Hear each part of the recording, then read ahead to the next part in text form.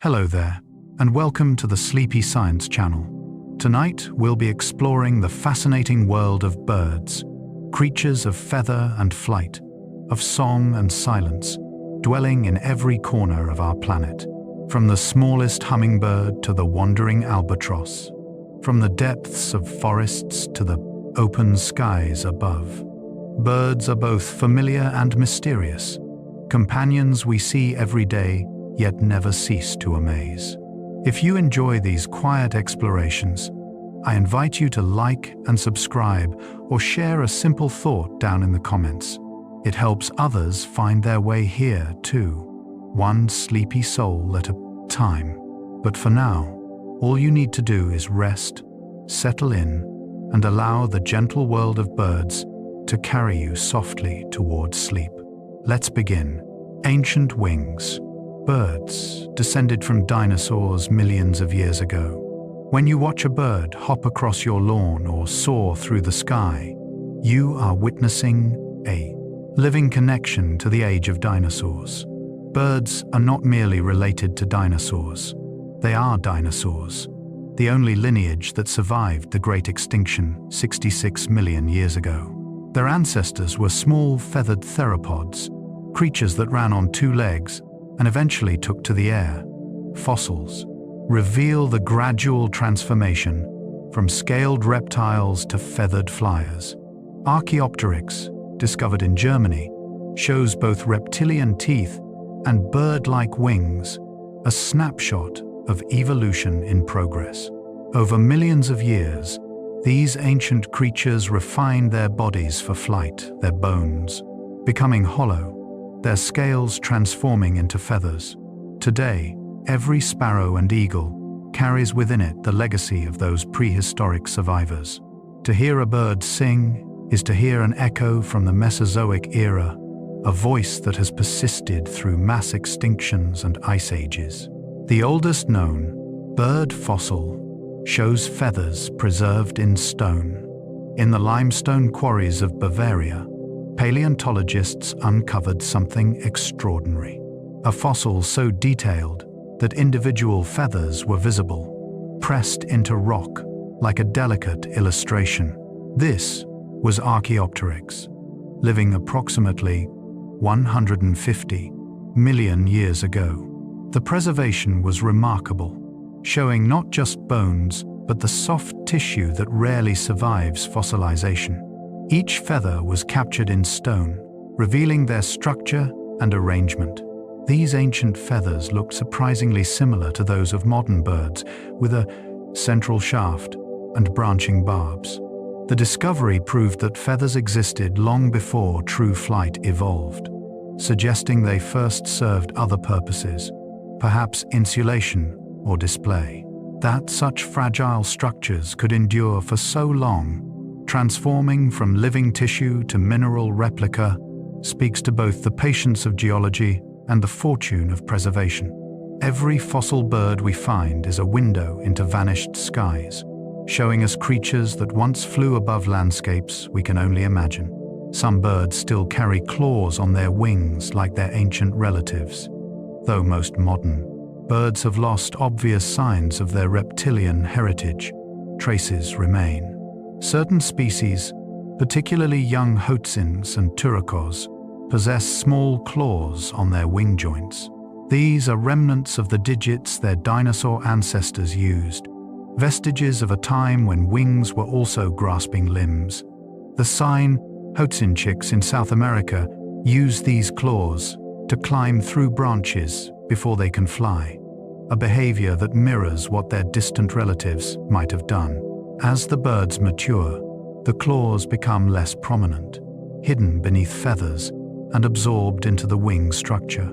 These small hooks are evolutionary echoes, proof that birds have not entirely shed their prehistoric past. They remind us that evolution is not a clean replacement, but a gradual modification, building new forms atop ancient foundations. Every bird wing contains within it the shadow of a dinosaur's forelimb, transformed, but not erased. The gift of flight. Feathers are the lightest and strongest structures for their weight, A single feather is a masterpiece of natural engineering. Made of keratin, the same protein found in human hair and nails, feathers combine incredible strength with remarkable lightness. The central shaft, called the rachis, provides structural support while remaining hollow. From it branch hundreds of barbs, and from each barb extend even tinier barbules, equipped with tiny hooks that zip together like a microscopic fastener. This intricate structure creates a surface, both flexible and resilient, able to withstand the forces of flight while weighing almost nothing. A bird's entire plumage typically weighs less than its skeleton. Feathers also insulate, waterproof, and display colors for courtship. They can be replaced when damaged, growing back during molting seasons. No synthetic material matches this combination of properties: lightness, strength, flexibility, and self-repair. Engineers study feathers hoping to replicate their design, but nature's solution, refined over millions of years, remains unmatched. Birds have hollow bones filled with air, sacs to reduce weight.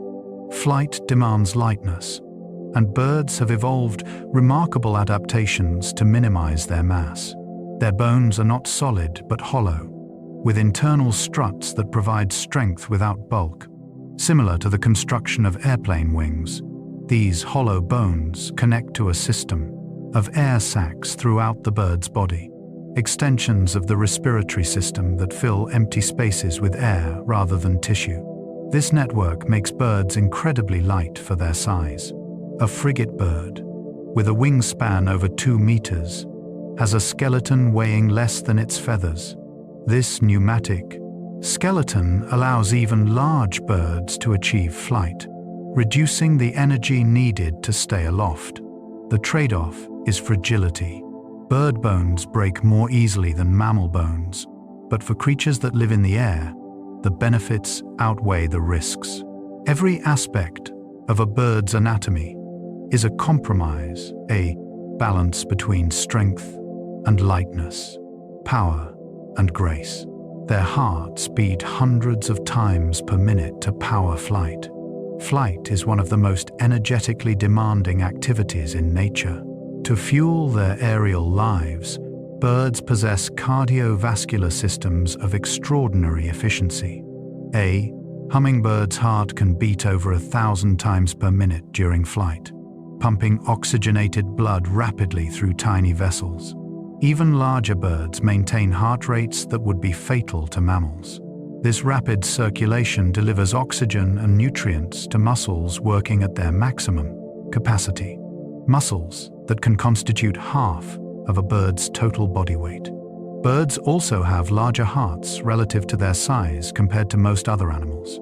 Their blood carries more oxygen per volume thanks to specialized respiratory systems that extract oxygen more efficiently than mammalian lungs.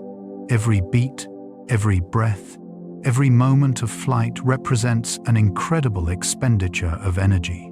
Yet birds make it look effortless, gliding and soaring as though weightless, their powerful hearts hidden beneath layers of feather and muscle. The wandering albatross has the longest wingspan of any living bird. Across the southern oceans, where wind and wave meet in endless expanse, soars the wandering albatross. Its wingspan can exceed 3.5 meters, wider than most people are tall. These enormous wings allow the albatross to glide for hours without flapping, riding the air. Currents that rise from ocean swells. They are built for efficiency, long and narrow, designed to extract energy from the wind. Albatrosses can travel thousands of kilometers in a single journey, circling Antarctica or crossing the Pacific in search of food. They sleep on the wing, one hemisphere of their brain resting, while the other remains alert. Their lives are spent almost entirely at sea, touching land only to breed on remote islands. To witness an albatross in flight is to see mastery of the air, a creature so perfectly adapted to its environment that it seems to belong more to the wind than to the earth. Some birds can fly for months without landing. The common swift is perhaps the most aerial of all birds. Research has shown that swifts can remain airborne for 10 months at a time, eating, sleeping, and even mating on the wing. They drink by skimming water surfaces and snatch insects from the air. Their legs are short and weak, designed only for clinging to vertical surfaces when nesting, not for walking. In the air, they are supreme, their scythe-shaped wings propelling them through the sky at remarkable speeds. Swifts have been recorded flying at altitudes over 3,000 meters, and they can cover hundreds of kilometers in a single day. They do not perch in trees or rest on the ground. Their world is the open sky, and they inhabit it completely. To imagine spending months in continuous motion, never touching solid earth, is to glimpse a life utterly unlike our own, one where the air itself is home. Hummingbirds are the only birds that can fly backwards. Among the many wonders of avian flight, hummingbirds stand apart. Their wing structure is unique, rotating at the shoulder in a figure-8 pattern that generates lift on both forward, backward strokes. This allows them to hover in place, sipping nectar from flowers with surgical precision. More remarkably, they can fly backwards, sideways, and even upside down for brief moments. Their wings beat between 50 and 80 times per second, too fast for the human eye to follow, creating the distinctive humming sound that gives them their name. This incredible agility comes at a cost. Hummingbirds have the highest metabolism of any bird, their hearts beating over 1,000 times per minute. They must feed constantly, visiting hundreds of flowers each day to fuel their energy demands. At night, they enter a state of torpor, a hibernation-like condition that conserves energy until dawn. To watch a hummingbird is to witness the absolute limit of what flight can be, physics pushed to its boundary. Songs of the morning. Bird songs are learned, not instinctive, passed down through generations. When a songbird sings, it is performing learned behavior. Much like human language, young birds listen to adults of their species and gradually develop their own songs through practice and imitation. Researchers have discovered that songbirds have critical learning periods, windows of time during youth, when they must hear their species' song or they will never sing it correctly. Some species, like mockingbirds and thrushes, continue learning throughout their lives, adding new phrases and sounds. This cultural transmission means that bird songs can vary by region, with distinct dialects developing in different populations, much like human accents. A white-crowned sparrow in California sings differently from one in Alaska. These variations can persist for generations, creating traditions that pass from parent to offspring. The ability to learn vocalizations is rare in the animal kingdom, found primarily in birds, whales, and humans. It represents a form of culture, knowledge preserved not in genes, but in memory and teaching. Some birds can mimic human speech and complex sounds. Parrots, minor birds, and certain corvids possess a remarkable ability to reproduce sounds they hear, including human speech. The African grey parrot is particularly famous for this talent, capable of learning hundreds of words and using them in appropriate contexts. Research suggests these birds don't merely mimic, but understand meaning to some degree, associating words with objects and actions. Their vocal anatomy differs from ours, lacking vocal cords. Instead, they use a specialized organ called the syrinx, located where the trachea splits into the lungs. By controlling muscles around the syrinx, they can produce a wide range of sounds, from perfect replicas of human voices to creaking doors and ringing phones. In the wild, this mimicry may serve social functions, helping birds bond or establish territory. But it also reveals a cognitive sophistication that challenges our understanding of animal intelligence. To hear a bird speak is startling, a reminder that minds very different from ours can still communicate across the species barrier. The dawn chorus begins before sunrise in coordinated waves. In the quiet before dawn, while darkness still holds the world, a single bird begins to sing. Then another joins, and another, until the air fills with music. This is the dawn chorus, a phenomenon that occurs in forests and gardens worldwide. Birds sing most vigorously at dawn for several reasons. The cool air carries sound farther, and the low light makes hunting insects difficult. So singing is an efficient use of time. Males announce their territories and attract mates, while females may sing to maintain pair bonds or defend resources. The chorus follows a predictable sequence, each species beginning at a specific light level. Robins often sing first, when stars are still visible, followed by blackbirds, wrens, and dozens of others. The result is a layered symphony, voices overlapping and intertwining. For humans, the dawn chorus is a daily miracle, a reminder that each new day is greeted not with silence, but with celebration, with life asserting itself in song. Nightingales sing through the night during breeding season. While most birds fall silent after dusk, the nightingale continues, its voice cutting through the darkness with astonishing clarity. These small, brown birds possess one of the most complex and beautiful songs in nature, a cascade of whistles, trills, and rich melodic phrases. Males sing through the night during breeding season, particularly when unmated, their songs advertising their fitness to potential mates. A single nightingale can produce over 200 different song types, and they rarely repeat the same sequence twice. Poets and composers have celebrated their music for centuries, drawing parallels between nightingale songs and human artistry. The bird's persistence is remarkable, singing hour after hour without pause. In moonlit gardens and dark woodlands, their songs transform night into something less lonely.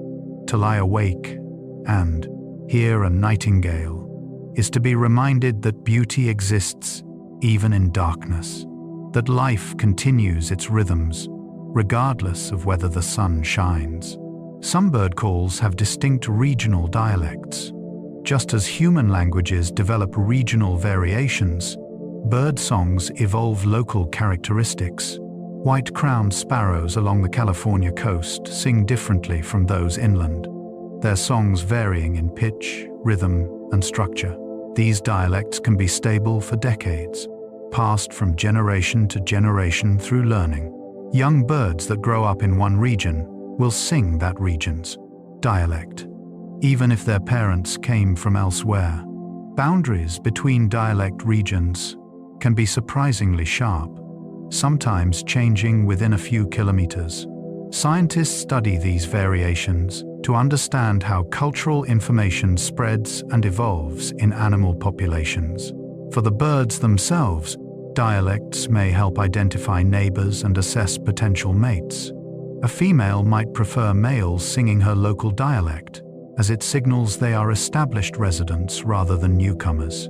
These subtle variations remind us that bird songs are not fixed programs, but living traditions, shaped by geography, history, and the accumulated choices of countless individuals. Masters of navigation. Birds navigate using Earth's magnetic field. How do birds find their way across thousands of kilometers of featureless ocean or unfamiliar terrain? One answer lies in their ability to sense Earth's magnetic field.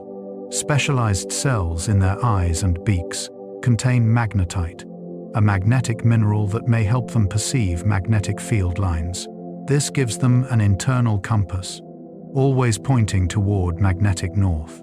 Migratory birds use this sense in combination with visual landmarks, star patterns, and even smell to navigate with remarkable precision. Young birds, on their first migration, can find their way to ancestral wintering grounds they have never seen. Guided by inherited information and sensory abilities we are only beginning to understand. The mechanism remains partially mysterious, but experiments show that disrupting the magnetic field around birds causes them to become disoriented. This sixth sense connects them to the planet itself, allowing them to read invisible patterns written in the Earth's core, a navigation system perfected over millions of years. Arctic terns migrate from pole to pole each year. Among all migratory journeys, none surpasses that of the Arctic tern. These elegant seabirds breed in the Arctic during the northern summer, then fly south as winter approaches, not stopping until they reach Antarctic waters. When the southern summer ends, they return north, completing a round trip of over 70,000 kilometers. In their lifetimes, which can exceed 30 years, Arctic terns may fly more than 2 million kilometers, equivalent to 3 trips to the moon and back. They experience more daylight than any other creature, enjoying 2 summers each year and rarely seeing darkness. Their migration follows the coastlines and ocean currents, feeding on small fish and krill along the way. To witness an Arctic tern is to see a bird that has touched both ends of the Earth, a creature whose life spans the planet's extremes. Their journey reminds us that some lives are measured not in territories, but in hemispheres, not in places, but in endless motion. Bar-tailed godwits fly non-stop for over 10,000 kilometers.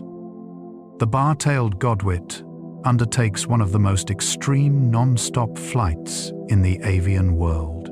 These shorebirds breed in Alaska and migrate to New Zealand, crossing the Pacific Ocean without landing. Tracked individuals have flown 11,000 kilometers in a single journey, taking 8 or 9 days of continuous flight. During this time, they do not eat, drink, or rest. Their bodies undergo remarkable transformations before migration, gaining fat reserves that can double their weight and temporarily shrinking organs like the digestive system to reduce mass. Their muscles burn fat as fuel with extraordinary efficiency, and they fly at altitudes where the air is thinner but less turbulent.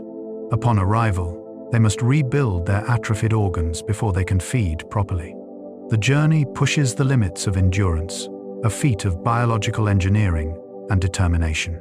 To imagine flying for over a week without pause is to confront the extraordinary capabilities evolution has produced. Some young birds navigate to places they've never seen before. Perhaps the most mysterious aspect of migration is how young birds, on their first journey, can find their way to distant wintering grounds without guidance. Many species migrate separately from their parents, the young departing weeks later and flying alone. Cuckoos, raised by other species, never meet their biological parents, yet somehow find their way to the correct destination. This suggests that migration routes are at least partially encoded in their genes, inherited information that guides them south. They combine this innate knowledge with learned skills, using stars, landmarks, and magnetic fields to refine their route. The precision is remarkable, often arriving at the same small patch of habitat, year after year. How genetic information translates into a mental map remains one of ornithology's great puzzles. It reveals that some knowledge is born within us, written into the very structure of the brain, waiting to be activated when the season turns and the instinct to move becomes irresistible. Migratory birds time their journeys with incredible precision. Migration is not a random wandering but a carefully timed event. Birds respond to changes in day length, a reliable indicator of season that their bodies detect through photoreceptors in the brain. As days lengthen or shorten, Hormonal changes trigger behaviours. Increased feeding to build fat reserves. Restlessness, called migratory disposition, and eventually, the urge to fly. Many species migrate within a window of just a few weeks, timing their arrival to coincide with peak food availability at their destination. They must balance early arrival, which risks encountering harsh weather, against late arrival, which means competition for territories and mates. Climate change is disrupting these ancient rhythms, with spring arriving earlier in many regions. Birds that rely on fixed genetic timing may arrive after the food they depend on has already peaked. The precision that once served them well may now create mismatches, a reminder that the stability of natural cycles cannot be taken for granted. Birds can detect weather patterns to avoid storms. Migratory birds possess an uncanny ability to predict weather, often departing before storms or waiting out poor conditions. They sense changes in barometric pressure through specialized organs, allowing them to detect approaching weather systems. Birds have been observed stopping migration and seeking shelter hours before storms that humans, with all their technology, barely anticipated. Some species fly around storm systems, adding hundreds of kilometers to their journey to avoid dangerous conditions. Others ride the edges of weather fronts, using tailwinds to speed their travel. This weather sense is crucial for survival. A sudden storm can ground birds over open water or in unfamiliar habitat. Those that read the atmosphere most accurately have the best chance of completing their journeys safely. Watching birds before a storm reveals their awareness. They become quiet, feed intensively, and seek protected locations. They live within the atmosphere in a way we cannot, sensing its moods and movements with sensitivity that makes human meteorology seem crude. Ingenious builders. Bird nests range from simple scrapes to elaborate woven structures. Nests are as varied as the birds that build them. Some species, like plovers, barely nest at all, laying eggs in shallow scrapes on the ground. Others construct elaborate homes that demonstrate remarkable engineering. Weaver birds create intricate hanging nests woven from grass strips, each strand knotted and interlaced to form a weatherproof chamber. Ospreys build massive stick nests that can weigh hundreds of kilograms, adding to them year after year until they dominate clifftops and channel markers. Hummingbirds fashion tiny cups from plant down and spider silk, elastic enough to expand as their chicks grow. Each nest is adapted to its environment and the needs of the species. Some are used once and abandoned, while others serve as long-term homes. The diversity of nest construction reveals the problem-solving capacity of birds, their ability to manipulate materials and create structures that shelter the next generation. Sociable weavers build apartment-like structures housing hundreds. In the arid regions of southern Africa, certain trees bear enormous structures that seem too large to be bird nests. These are the communal nests of sociable weavers, massive thatched roofs that can measure several meters across and weigh over a ton. Within these structures are dozens or even hundreds of individual nest chambers, each housing a breeding pair. The collective nest provides insulation against the extreme temperatures of the desert, staying cooler by day and warmer by night than the outside air. Multiple generations work together to maintain the structure, adding new chambers and repairing damage. These nests can persist for over a century, becoming landmarks in the landscape. Other birds sometimes nest within them, taking advantage of the shelter. The sociable weaver's nest is more than a home. It is a monument to cooperation, a shared architecture that transforms harsh environment into livable space. Bowerbirds construct elaborate displays to attract mates, Male bowerbirds are artists, but their canvas is not visual in the traditional sense. They build bowers, structures made from sticks, arranged into avenues or maypoles, and decorate them with colorful objects: blue feathers, yellow flowers, shells, berries, even bits of plastic and glass. Anything with the right color is incorporated. Each species has aesthetic preferences, some favoring blue objects, others yellow or white. The male spends weeks perfecting his bower, arranging objects by size, replacing wilted flowers with fresh ones, and adjusting the structure until it meets his standards. When a female visits, he performs an elaborate dance, displaying his collection and singing. The female judges both the bower and the performance, and if she approves, mating occurs. Afterwards, she leaves to build a nest elsewhere. The bower is purely for courtship. These structures reveal that aesthetic sense is not unique to humans, that appreciation for color, symmetry, and arrangement exists in minds very different from our own. Hummingbird nests are built with spider silk for flexibility. Hummingbirds construct some of the smallest and most delicate nests in the avian world. Tiny cups, barely larger than a walnut shell. They gather plant down, lichen, and moss, binding these materials together with spider silk. The silk is both sticky and elastic, acting as both glue and structural element. As the eggs are laid and the chicks grow, the nest stretches to accommodate them, expanding without tearing. The outside is often decorated with lichen that camouflages the nest against tree bark. Some species build their nests on thin branches that sway in the wind, the flexibility of the silk and plant materials allowing the nest to move without being damaged. The construction process can take a week, the female making hundreds of trips to gather materials. The finished nest is a masterpiece of miniature architecture, strong enough to support the mother and her chicks, soft enough to cradle eggs no larger than coffee beans, and flexible enough to grow with its inhabitants. Ovenbirds create dome-shaped mud nests baked hard by the sun.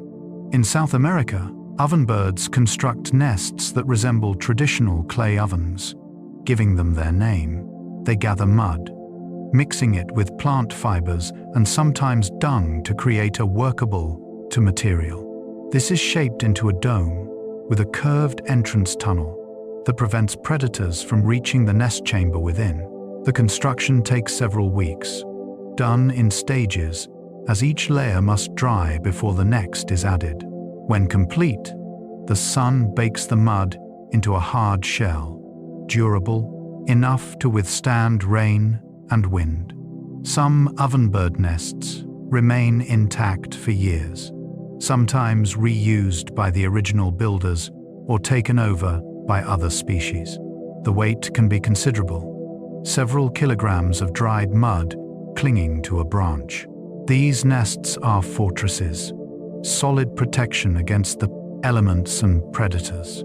They demonstrate that birds can work with diverse materials, adapting their construction techniques to what their environment provides, creating homes that are both functional and enduring. Some birds use no nest at all, laying eggs on bare rock. Not all birds build nests. Fairy terns, delicate white seabirds, lay their single egg directly on a bare tree branch, with no nest material whatsoever. The egg must be carefully balanced, and both parents take turns incubating it, ensuring it doesn't roll off. When the chick hatches, it must cling to the branch with its oversized feet until it can fly. Emperor penguins also forego nests, males balancing their single egg on their feet, covered by a warm fold of skin, standing through the Antarctic winter in temperatures that can drop below -40 degrees. Guillemots lay eggs on narrow cliff ledges. The eggs, pear-shaped, so they roll in a tight circle rather than off the edge. These species have adapted to environments where nest materials are scarce or unnecessary.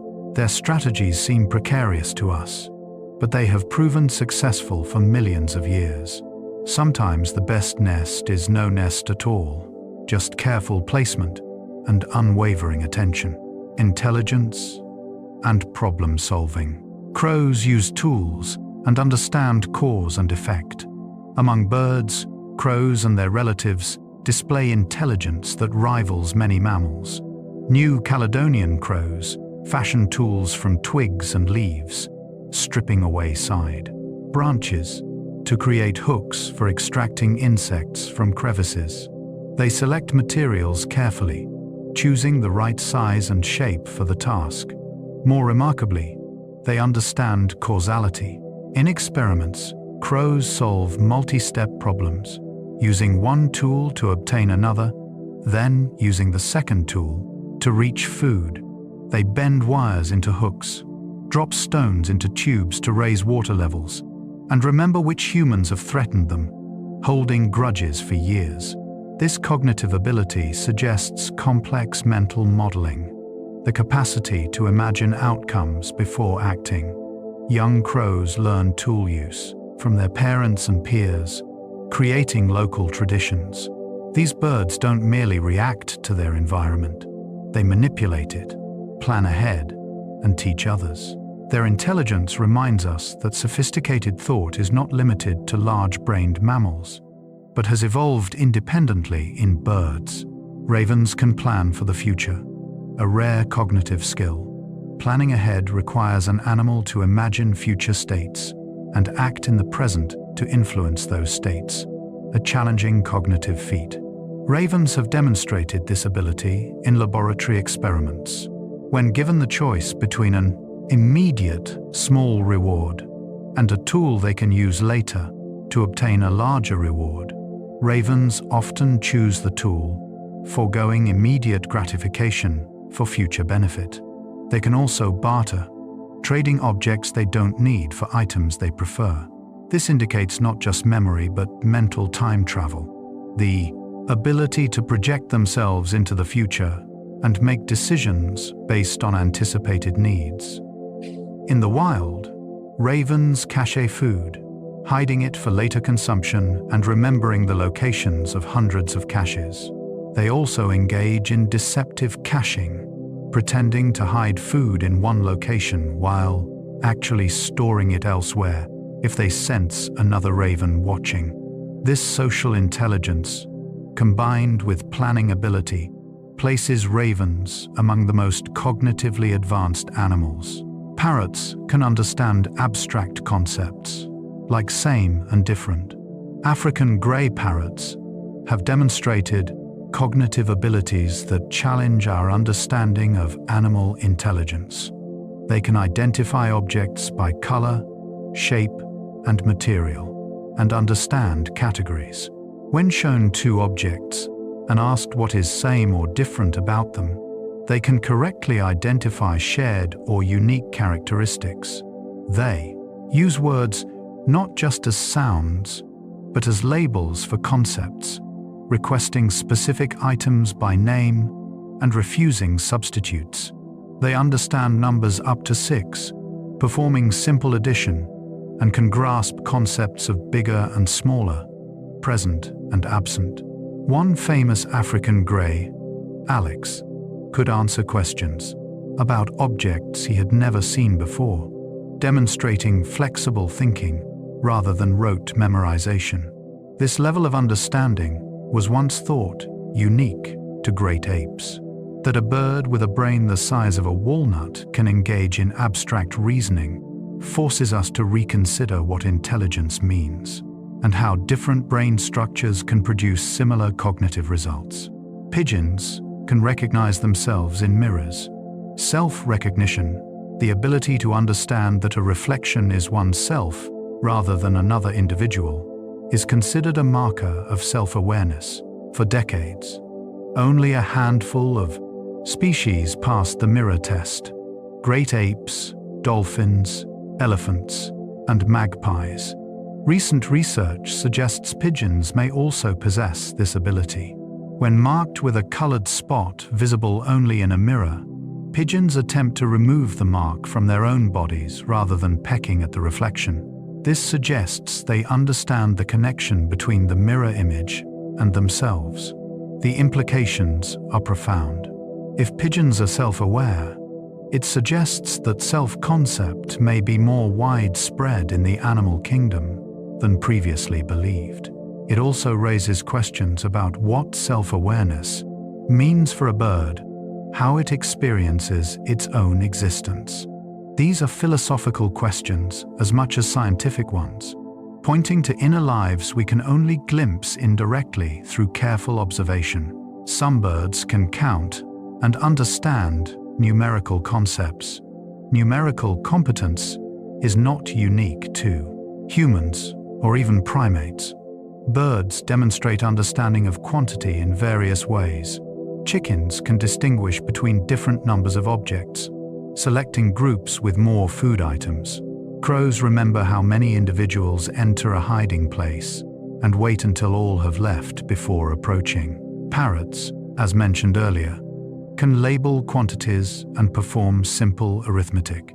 This ability likely evolved because it provides survival advantages, judging which tree has more fruit, tracking how many predators are present, or remembering how many eggs are in a nest. The neural mechanisms underlying these abilities differ from those in mammals. Birds lack the neocortex, where mammalian mathematical processing occurs. Instead, they use other brain regions that evolved independently to solve similar problems. This convergent evolution of numerical cognition suggests that mathematics, at least in its basic forms, is not a cultural invention, but a recognition of patterns inherent in nature, patterns that different minds can learn to see. Birds have been observed teaching their young. Teaching, defined as actively modifying behavior to facilitate learning in others at a cost to the teacher, is rare in the animal kingdom. Yet birds demonstrate it. Superb fairy wrens teach their embryos a password, a unique call that chicks must produce to be fed after hatching. This ensures that cuckoo chicks, which don't hear the prenatal call, go unrecognized and unfed. Adult birds teach fledglings to hunt, capturing prey and releasing it near the young bird, allowing practice with live but weakened targets. Pied babblers make specific calls when presenting food to fledglings, and over time, these calls become associated with finding food. The young birds then respond to the call, even when no adult is present, having learned what it signifies. These examples show that teaching is not always deliberate in the human sense, but exists on a spectrum.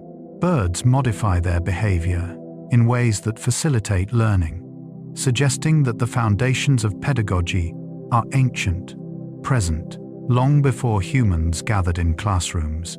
Extraordinary senses. Birds see colors humans cannot perceive. Human vision relies on 3 types of color receptors, allowing us to see millions of hues. Birds have 4 types, adding sensitivity to ultraviolet light. This expanded spectrum reveals a world invisible to us. Many flowers have UV patterns that guide pollinators to nectar. Birds see these patterns, perceiving designs we cannot.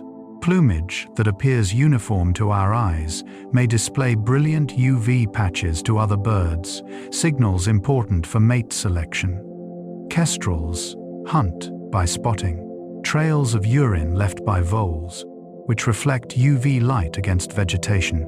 This ability has been confirmed through experiments where birds choose between identical-looking options that differ only in UV coloration. They consistently select based on the UV component. Their visual world is richer than ours, filled with colors we can barely imagine. To see as a bird sees would be to perceive an additional dimension of reality, a reminder that our senses capture only a fraction of what exists. Owls can hear a mouse moving beneath snow. The hearing of owls is among the finest in the animal kingdom. Their facial discs, the flat, rounded arrangements of feathers around their eyes, function like parabolic dishes, collecting and focusing sound toward their ears. In many species, the ears are asymmetrically placed, one higher than the other. This allows the owl to pinpoint sounds in three-dimensional space with extraordinary precision. A barn owl in complete darkness can strike a mouse based on sound alone, accurate to within 1 degree of arc. They can hear the rustling of a small mammal beneath a layer of snow, the faint scratching of claws on wood inside a tree, or the nearly silent flutter of a moth's wings. This acoustic sensitivity is coupled with silent flight, specialized feathers that muffle the sound of air passing over their wings. Together, these adaptations make owls supreme nocturnal hunters, invisible and inaudible until the moment they strike. The mouse, in its final instant, may never know what took it. Vultures can smell carrion from kilometers away. Most birds have a poor sense of smell, relying instead on sight and hearing. Vultures are a notable exception. Turkey vultures, in particular, possess a highly developed olfactory system, allows them to detect ethyl mercaptan, a gas produced by decaying flesh. They can sense this odor from kilometers away and at low concentrations, enabling them to locate carcasses hidden beneath forest canopy where visual searching would fail. Natural gas companies even add ethyl mercaptan to gas lines as a safety measure, and they track leaks by watching where vultures congregate. Other vulture species have less developed senses of smell and instead watch turkey vultures, following them to food sources. This division of labor, some species finding carcasses by smell, others by observation, demonstrates how different sensory strategies can coexist. The world of scent, largely closed to most birds, is an open book to vultures, guiding them to meals that would otherwise go undiscovered. Magnetoreception allows birds to sense Earth's magnetic field. Beyond the 5 traditional senses, birds possess magnetoreception, the ability to detect Earth's magnetic field. This sense is thought to be mediated by cryptochrome proteins in the retina, which undergo chemical changes when exposed to magnetic fields. The bird may literally see the magnetic field as patterns of light or dark, overlaid on its normal vision, creating a compass that is always present. This allows them to orient even on cloudy days, when celestial cues are unavailable. Young birds develop this sense gradually, learning to calibrate it against other cues, like star patterns. Migratory species rely heavily on magnetoreception, but even non-migratory birds show sensitivity to magnetic fields, suggesting it serves purposes beyond navigation, perhaps helping them maintain orientation in dense forests or finding their way back to nests. This sixth sense connects birds to the planet in a fundamental way, tying their perception to the very structure of Earth, a navigation system written into the core of the world. Some seabirds taste their way across oceans. Seabirds face the challenge of finding food in a vast, seemingly featureless ocean. Some species use their sense of taste to detect areas where plankton blooms, which release chemicals into the water. Procellariform birds, including albatrosses and petrels, have well-developed olfactory systems and can detect dimethyl sulfide, a compound released by phytoplankton when eaten by zooplankton. This chemical signal indicates areas of high productivity where fish are likely to be feeding. By following these scent plumes, seabirds navigate to productive fishing grounds across thousands of kilometers of open water. The ocean, far from being uniform, is a landscape of chemical gradients, currents of scent flowing through the water and into the air. To birds that can perceive them, these gradients are as clear as landmarks, a map written in molecules. It is navigation by taste and smell, senses we associate with close-range detection, applied to the largest ecosystem on Earth. Nocturnal birds navigate by starlight and sound. For birds that fly at night, the world is transformed. Many nocturnal migrants use star patterns to orient themselves, perceiving the rotation of the night sky around the celestial poles. Young birds learn these patterns before their first migration, imprinting on the stars visible in their natal region. They can adjust their course by referencing constellations, maintaining direction, even when magnetic cues are disrupted. Sound also plays a role. Migrating birds call to each other in the darkness, maintaining flock cohesion and perhaps sharing navigation information. They may also listen to the ground below, using sounds from rivers, coastlines, or even human settlements as auditory landmarks. On moonless nights, they fly through a world of sound and starlight, invisible to those sleeping below. Their senses, tuned to dimensions we barely notice, allow them to navigate with confidence through the darkest hours, turning night from an obstacle into an opportunity. Social lives and communication. Many birds mate for life. Among the most enduring partnerships in nature are those formed by certain bird species. Swans, geese, albatrosses, and eagles often pair for life, remaining together through years or even decades. These bonds are not merely practical, but involve complex social behaviours, mutual preening, synchronized displays, and coordinated care of offspring. When one partner dies, the surviving bird may mourn, calling for the lost mate and refusing to pair again for an extended period, sometimes never. The formation of these bonds is not instantaneous, but develops through courtship rituals that can last weeks or months, elaborate dances, gift-giving, and shared nest-building. Once established, the pair works together with remarkable coordination. One partner foraging, while the other guards the nest, both contributing to feeding and protecting their young. These lifelong partnerships demonstrate that emotional bonds, loyalty, and cooperation exist far beyond human relationships. They remind us that devotion is not unique to our species but woven throughout the natural world. Penguins recognize each other by unique vocal signatures. In the chaos of a penguin colony, where thousands of birds gather on the same beach, parents must locate their chicks among the multitude. Both adults and chicks possess unique vocal signatures, individual variations in their calls that function like names. When a parent returns from sea, it calls out, and its chick responds with its own distinctive cry.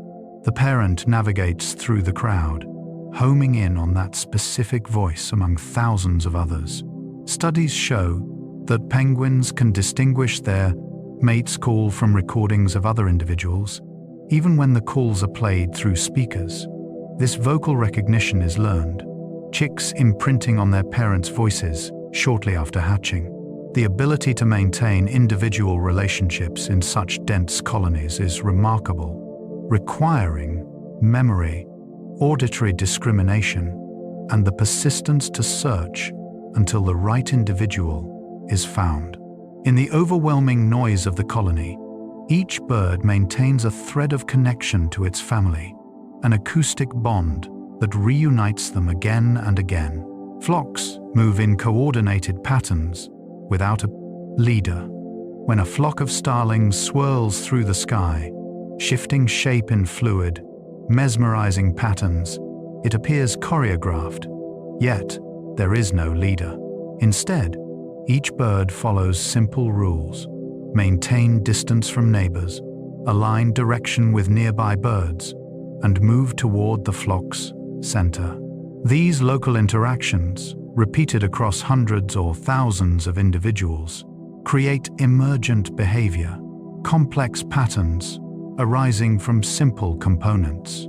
The flock responds to threats almost instantaneously. A predator approaching one edge triggers a wave of movement that ripples through the entire group faster than any individual could react.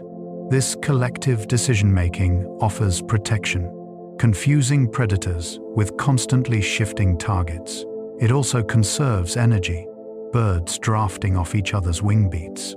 The mathematics of flocking behavior has inspired studies in physics, computer science, and engineering, as researchers try to understand how complexity emerges from simplicity. Watching a flock, one witnesses a natural algorithm, information processing distributed across living beings, creating beauty without intention. Some birds mob predators together for protection. When a hawk or owl appears, small birds often engage in mobbing behavior, gathering in groups to harass the predator. They dive at it, calling loudly and generally making its life difficult. The predator, unable to hunt effectively while under assault, usually leaves. Mobbing is risky. Individual birds can be caught and killed, but the collective action reduces danger for the group. It also serves an educational purpose. Young birds learn to recognize predators by observing mobbing events. Different species often join together in mixed flocks, leveraging greater numbers for increased effectiveness. The calls that initiate mobbing are understood across species: chickadees, nuthatches, and warblers, all responding to the same alarm. This cooperative defense shows that birds are not merely competitors, but sometimes allies. Setting aside territorial disputes, confront common threats. In the presence of danger, old divisions dissolve, and the community acts as one. Corvids hold funerals when one of their own dies. When a crow or raven dies, others gather around the body, calling loudly in what researchers have termed crow funerals. These gatherings can involve dozens of birds and last for extended periods. The behavior appears to serve multiple purposes. It allows birds to identify potential dangers, learning to associate the location or nearby threats with death. It also may reinforce social bonds, as individuals confirm their connections with living flock members. Some researchers suggest it could represent a form of grief, though proving emotional states in animals is challenging. What is clear is that crows recognize death, understand that it is different from sleep or injury, and respond to it in species-specific ways. They remember the locations where they find dead crows and avoid those areas, sometimes for years. This awareness of mortality, the recognition that death is significant and worth investigating, hints at cognitive depths we are only beginning to understand. Birds use sentinels to watch for danger. In many social bird species, individuals take turns acting as sentinels, perching in exposed locations to watch for predators while the rest of the flock feeds. The sentinel's elevated position provides a better view, and their alarm calls warn others of approaching threats. This altruistic behavior comes at a cost. The sentinel cannot forage while on duty and is more exposed to danger. Yet the system benefits the group, increasing overall survival. In some species, sentinels rotate, ensuring no individual bears the entire burden. Research shows that groups with sentinels spend more time foraging and less time scanning for threats, increasing efficiency. The trust required is notable. Individuals must believe the sentinel will alert them, allowing them to focus on feeding.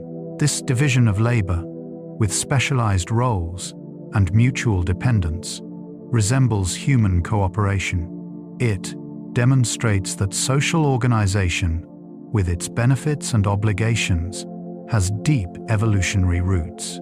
Survival strategies. Some birds play dead to escape predators. When threatened, certain birds employ thanatosis, or death feigning. They collapse, become limp, and remain motionless, sometimes for extended periods. Many predators lose interest in prey that appears dead, as carrion may be diseased or spoiled. Once the threat passes, the bird springs back to life and escapes. Killdeer are famous for a related strategy. feigning injury rather than death. A killdeer nesting on the ground will drag one wing as though broken, calling piteously and leading predators away from the nest. Once a safe distance away, the injured bird miraculously recovers and flies off. These deception strategies require the bird to assess the situation and choose an appropriate response, behavior that suggests cognitive flexibility. The ability to pretend, to intentionally convey false information, is a form of intelligence, requiring the bird to model what the predator perceives and adjust its actions accordingly. Roadrunners kill rattlesnakes by teamwork. The greater roadrunner, a ground-dwelling bird of the American Southwest, is famous for its speed and audacity. Roadrunners hunt rattlesnakes, prey that could easily kill them. They work in pairs when tackling large snakes, one distracting the serpent while the other strikes. They aim for the head, delivering powerful pecks that stun or kill. Once subdued, the snake is swallowed whole, sometimes taking hours as the roadrunner gradually works the meal down. This hunting strategy requires coordination, communication, and bravery. Roadrunners also hunt lizards, insects, and rodents, using their speed to outmaneuver prey. They can run at speeds exceeding 30 kilometers per hour, faster than most humans. Their long legs and strong feet are adapted for terrestrial life, and they rarely fly, preferring to run even when escaping threats. The roadrunner's lifestyle, hunting dangerous prey and thriving in harsh desert conditions, exemplifies the resilience and adaptability that characterize so many bird species. Emperor penguins survive Antarctic winter in huddles. The emperor penguin endures one of the harshest breeding environments on Earth. While most birds migrate to warmer areas, emperors march inland, across Antarctic ice during winter, the coldest and darkest season. Males incubate eggs on their feet, covered by a warm fold of skin, while females return to the sea to feed. For over 2 months, the males fast, huddled together in groups of thousands. The huddle constantly shifts, individuals on the cold outer edge gradually moving inward, while those in the warm center eventually rotate out. This cooperation keeps every bird alive. Without it, all would freeze. Temperatures can drop below -40 degrees Celsius, with winds exceeding 100 kilometers per hour. The huddle creates a microclimate, interior temperatures reaching a relatively balmy +30 degrees. When the females return, fattened from feeding, they locate their mates by voice, and the males, having lost nearly half their body weight, finally eat. This cycle of sacrifice and cooperation is among nature's most extreme examples of parental investment. Arctic birds grow white plumage as winter camouflage. Many Arctic-dwelling birds molt into white plumage as winter approaches, blending into the snowy landscape. Ptarmigans are perhaps the most dramatic example. Their mottled brown summer feathers replaced by pure white in winter. Even their legs and feet grow feathers for insulation. This camouflage protects them from predators like foxes and raptors, which hunt by sight. Snowy owls remain white year-round, adapted for life in treeless tundra, where snow persists much of the year. The timing of these color changes is triggered by day length, ensuring the transition matches seasonal conditions. However, climate change is causing snow to melt earlier in spring, leaving white-plumaged birds conspicuous against dark ground, an increasingly dangerous mismatch.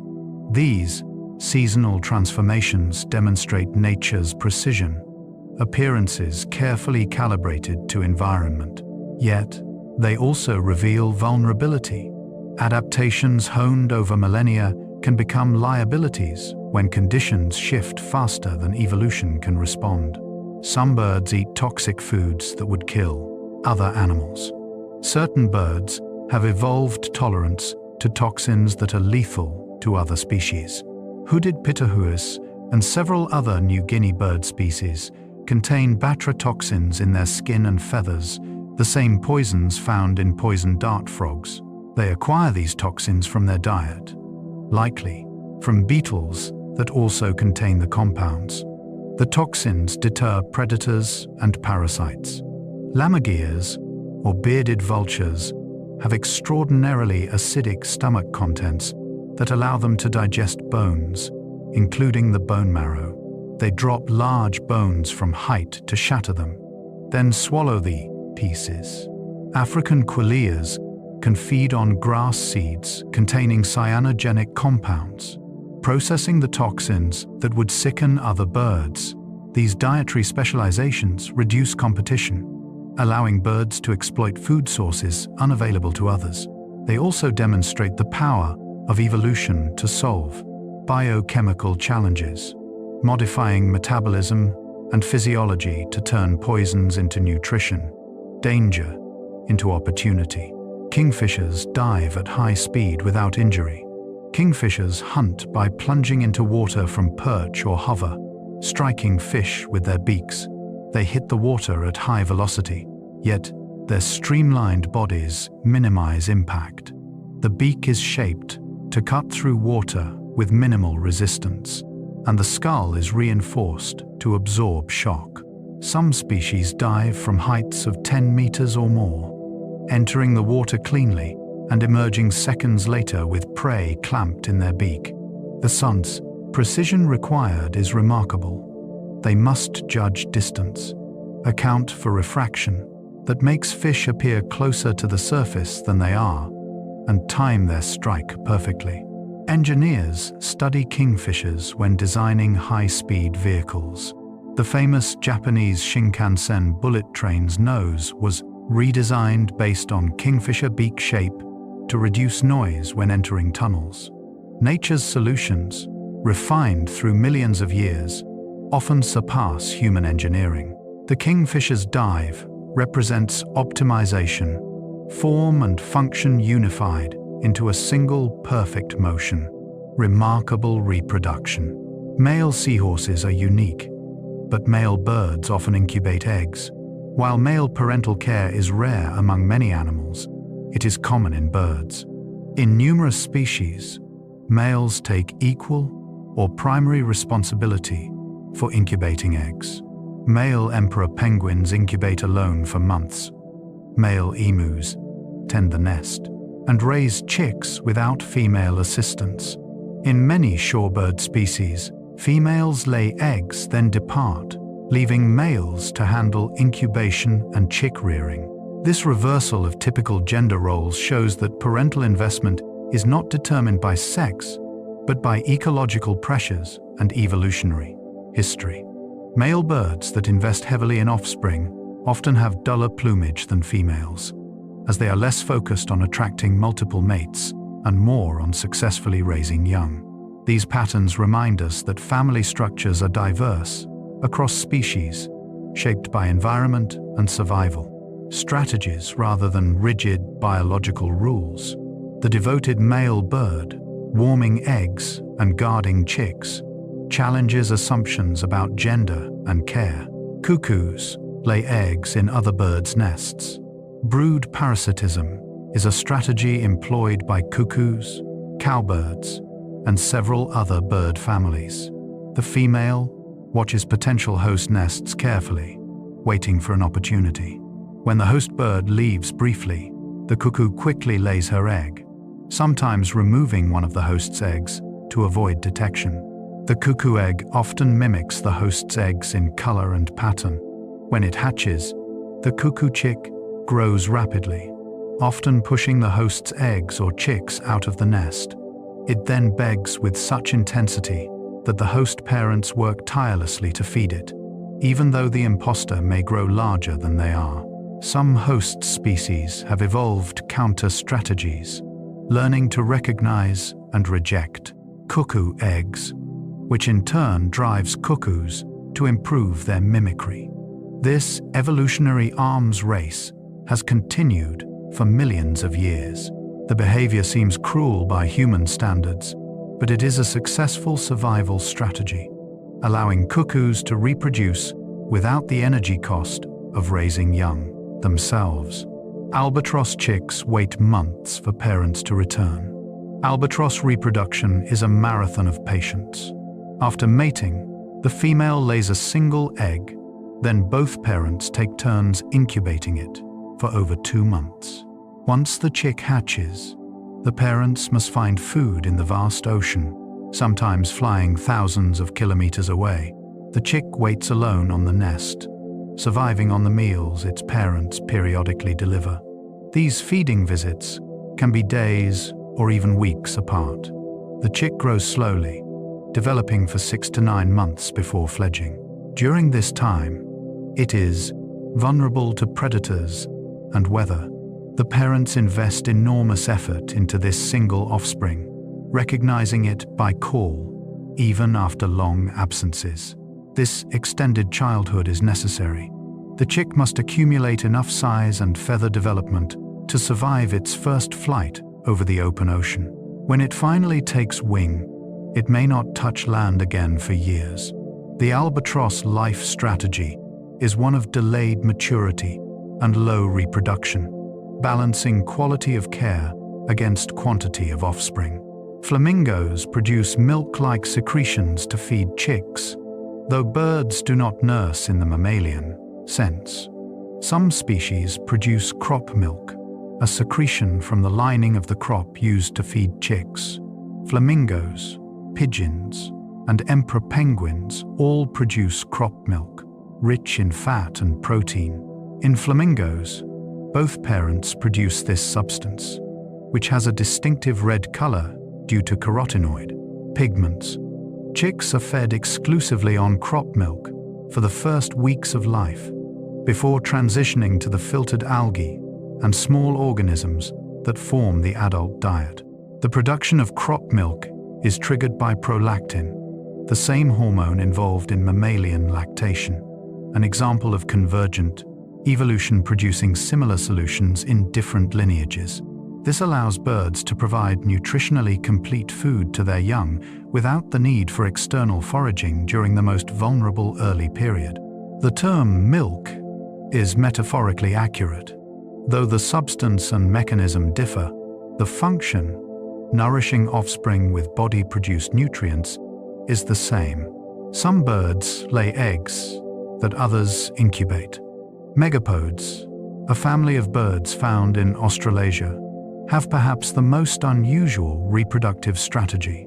Instead of incubating eggs with body heat, they bury them in mounds of rotting vegetation, volcanic soil, or sun-warmed sand. The decomposition of plant matter generates heat, creating a natural incubator. The male builds and maintains the mound, constantly adjusting it to regulate temperature. He uses his beak as a thermometer, testing the soil and adding or removing material as needed to keep the eggs at the optimal temperature. When chicks hatch, they dig their way out of the mound, fully feathered and able to fly within hours. They receive no parental care. They are independent from the moment of hatching. This strategy frees adults from the time-consuming task of incubation, but it requires precise environmental management. The megapodes approach demonstrates that even fundamental aspects of reproduction, incubation, and parental care can be radically reimagined by evolution. Hummingbird chicks double in size within days. Hummingbird chicks grow at astonishing rates. Hatching tiny and naked, they rely entirely on their mother. She feeds them regurgitated nectar and small insects, visiting the nest dozens of times per day. The chicks grow rapidly, doubling their weight within a few days. By the time they fledge, usually within 3 weeks of hatching, they are nearly adult size. This accelerated growth is necessary because the tiny nest offers little protection, and prolonged vulnerability would be dangerous. The mother's investment is immense. She must consume twice her body weight in nectar daily while raising chicks, visiting hundreds of flowers. and making countless trips to the nest. Despite this intensive care, mortality is high. Weather, predators, and food shortages all threaten success. Those chicks that do fledge face immediate challenges, learning to feed themselves and avoid predators without parental guidance. The hummingbird's strategy is high risk and high reward, compressing development into the shortest possible time, then releasing the young into a world that offers no second chances. Diversity across the globe. There are over 10,000 bird species worldwide. The diversity of birds is staggering. From tiny hummingbirds weighing less than a penny to ostriches standing taller than humans, birds occupy nearly every habitat on Earth. They range from polar regions to tropical rainforests, from deserts to open oceans. Each species is adapted to its niche, with specialized beaks, feet, wings, and behaviors. Some eat only specific plants or insects. Others are generalists, consuming a wide variety of foods. This diversity arose over millions of years as birds radiated into available ecological roles. Continental drift, climate change, and geographic isolation have all shaped bird evolution, creating the spectacular variety we see today. New species are still being discovered, particularly in remote rainforests and island chains. Each species represents a unique solution to the challenge of survival, a particular way of being in the world.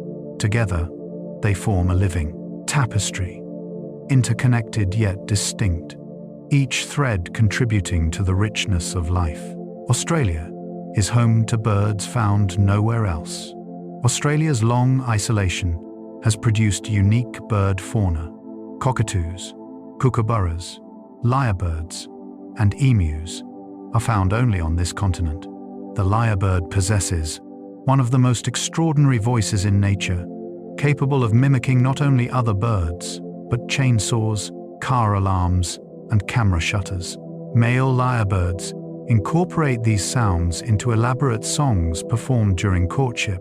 Kookaburras are known for their raucous, laughter-like calls, territorial announcements that echo through forests at dawn and dusk. Australia's parrots are among the most colourful and intelligent birds, their vibrant plumages and complex social behaviours making them favourites in both wild and captive settings. The continent's geographic isolation has made it a laboratory of evolution, where birds adapted to unique conditions, free from competition with mammals that dominate other continents. Visiting Australia offers glimpses of birds found nowhere else, species that exist because a particular piece of land drifted away millions of years ago and followed its own evolutionary path. Islands often have flightless birds due to lack of predators. On isolated islands without mammalian predators, flight becomes less necessary.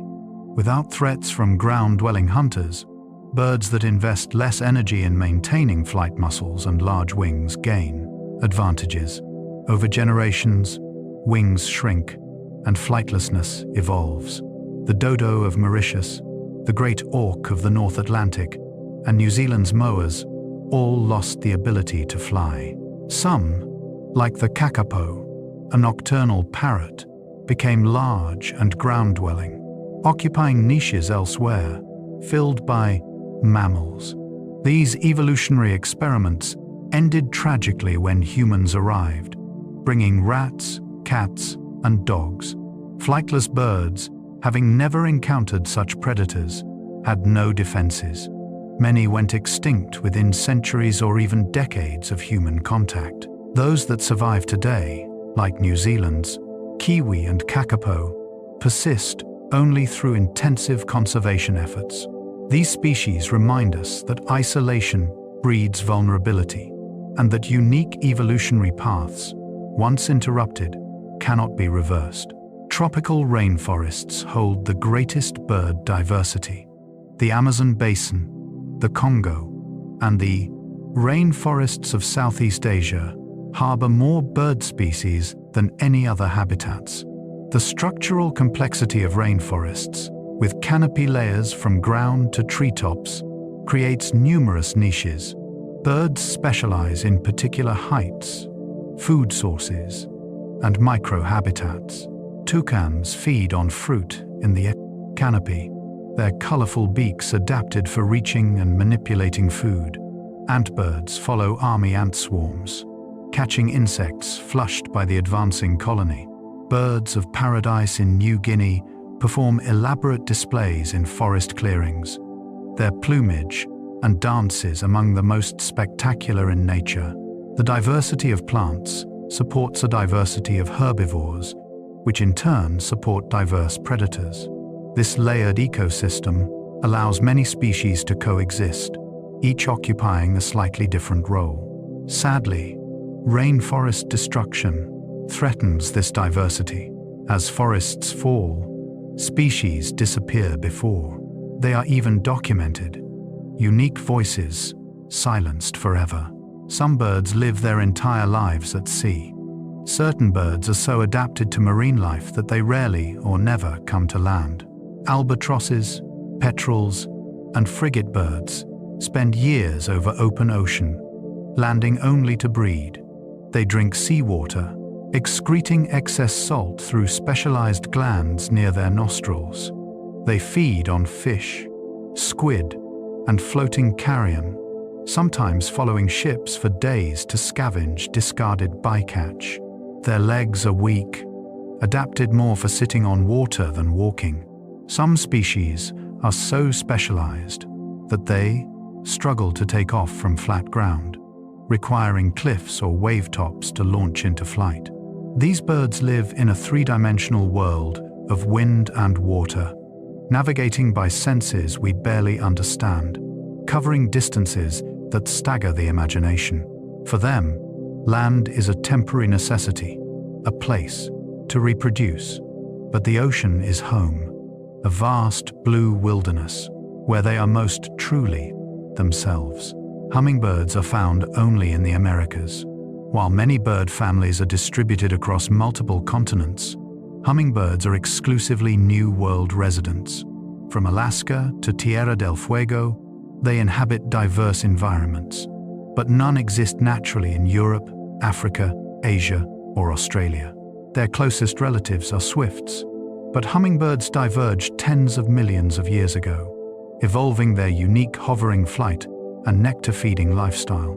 The Americas' rich diversity of saphitis, flowering plants co-evolved with hummingbirds. Many flowers specifically adapted for hummingbird pollination, with red coloration, tubular shapes, and lack of landing platforms.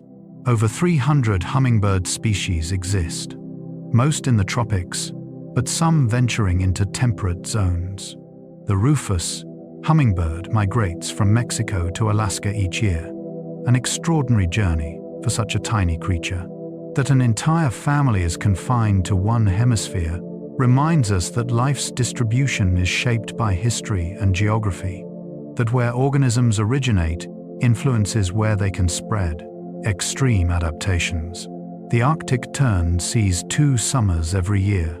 By migrating from Arctic to Antarctic and back, the Arctic tern experiences more daylight than any other creature. It breeds in the northern summer, enjoying near constant daylight under the midnight sun. As winter approaches, it flies south, arriving in Antarctica as the southern summer begins. There, it experiences another season of endless daylight. This strategy allows the tern to exploit productive feeding grounds at both poles, following abundance across the planet. Over its lifetime, which can exceed 30 years, an Arctic tern may fly over 2 million kilometers. That is equivalent to 3 round trips to the moon. It experiences more daylight, sees more of the planet, and covers more distance than virtually any other living thing.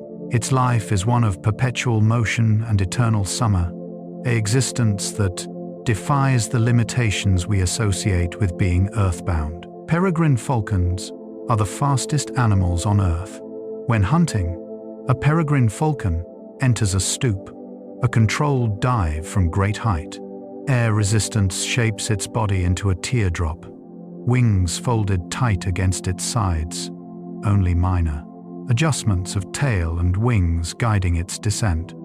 Speeds in excess of 300 kilometers per hour have been recorded, though some estimates suggest even faster velocities are possible. At these speeds, the impact with prey is devastating.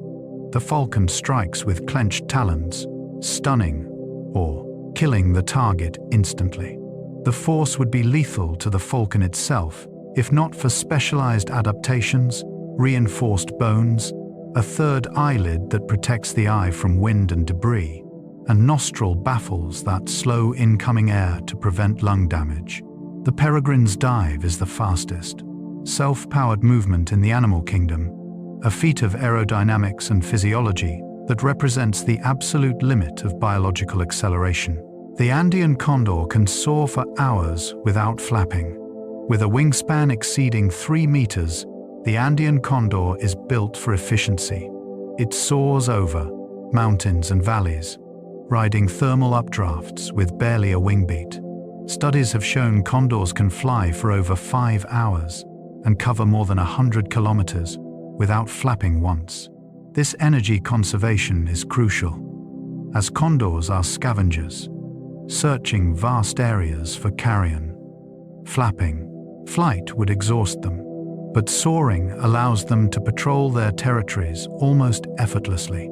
They use the rising columns of warm air, found over sunlit slopes, spiraling upward, then gliding to the next thermal. Their flight is a masterclass in using environmental energy, turning the heat of the sun and the topography of mountains into free transportation. To watch a condor soar is to see an organism in perfect balance with its environment, demanding nothing from the land but the air itself. Bar-headed geese fly over the Himalayas at extreme altitudes. Most birds avoid the highest mountain ranges, but bar-headed geese migrate directly over the Himalayas. They have been observed flying at altitudes exceeding 7,000 meters, where oxygen levels are less than half those at sea level. Their blood hemoglobin binds oxygen more efficiently than that of other birds, and their muscles are adapted to function with minimal oxygen. They also hyperventilate continuously, maximizing oxygen intake. Their flight path takes them over some of the tallest peaks on Earth, through air so thin and cold that most animals would die within minutes. Yet the geese fly on, their wings beating steadily, covering hundreds of kilometers each day. They migrate at night, when air is denser and more stable, navigating by moonlight and stars. This ability to survive and function in such extreme conditions places them among the most physiologically remarkable birds, creatures that treat the roof of the world as a highway. Emperor penguins dive deeper than any other bird. While penguins cannot fly through air, they fly through water with grace and power. Emperor penguins regularly dive to depths of over 500 meters, staying submerged for more than 20 minutes. The pressure at such depths would crush most animals, but penguins have solid bones that resist compression and collapsible lungs that avoid barotrauma. Their blood carries more oxygen per volume than most birds, and they have high concentrations of myoglobin in muscles, storing oxygen for use during fiver dives. They slow their heart rate dramatically while submerged, conserving oxygen and extending dive time.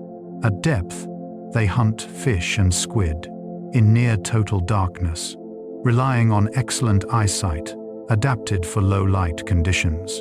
When they resurface, they often leap clear of the water, bursting into the air in a behavior called porpoising. These dives represent the extreme of avian adaptation to aquatic life, birds that have traded the sky for the depths. Ostriches are the largest birds and can run faster than horses. Flight is not the only path to avian success. The ostrich, standing over 2 meters tall and weighing more than 100 kilograms, is the largest living bird.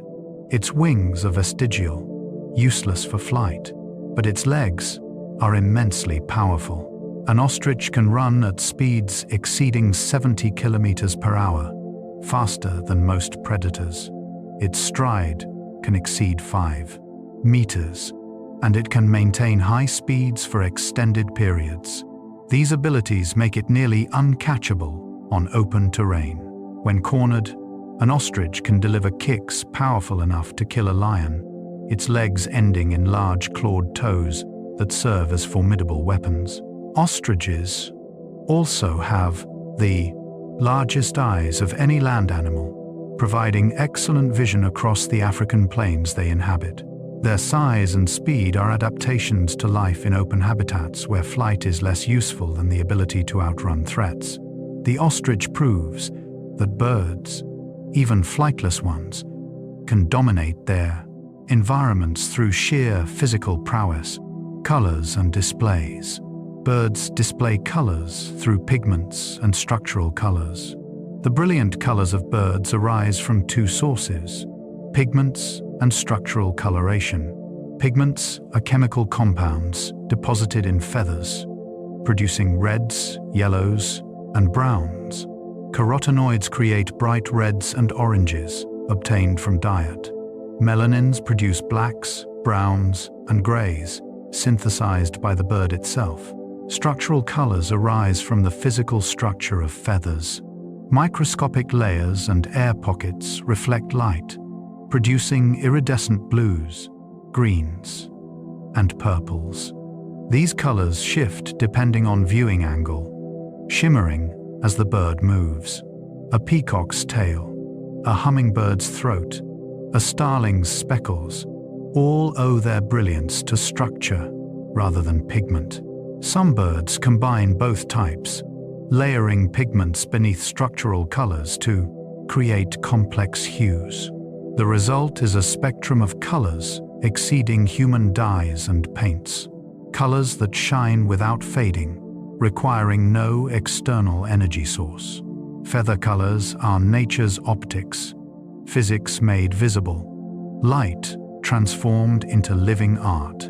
Male birds of paradise perform elaborate courtship dances. In the rainforests of New Guinea, male birds of paradise engage in some of nature's most spectacular displays. Each species has unique rituals. Some hang upside down, spreading fan-like plumes. Others clear forest floor patches to create stages, removing every leaf to ensure nothing distracts from their performance. They dance, hop, and pose, their feathers arranged in impossible shapes and colors. Brilliant blues, yellows, reds, and blacks shimmer as they move. Some produce mechanical sounds, wings snapping, feathers rattling, adding auditory elements to visual splendor. Females watch from nearby perches, evaluating each male's performance. Only the most impressive earn mating opportunities. This extreme sexual selection has driven the evolution of ever more elaborate displays, males competing not through strength, but through beauty and skill. The result is diversity of form and behavior unmatched elsewhere in the avian world. Each species, a unique masterpiece of evolution's creative power. Flamingos get their pink color from their diet. Flamingos are not born pink. Chicks hatch with gray plumage. The characteristic pink color develops as they mature, a direct result of their diet. Flamingos feed on algae and small crustaceans rich in carotenoid pigments. These compounds are metabolized and deposited in growing feathers, skin, and even egg yolks. The intensity of pink varies based on diet quality. Birds with access to carotenoid-rich food develop deeper coloration. In captivity, flamingos fed diets lacking these compounds gradually fade to white. In the wild, coloration serves as a signal of health and foraging ability. Brighter individuals are more attractive mates, as their color indicates successful feeding and thus fitness. This dietary source of color is unusual. Most bird colors are either synthesized internally or structural. Flamingos wear their diet on their bodies, a visible testament to what and how well they eat. Their appearance, a direct reflection of their environment.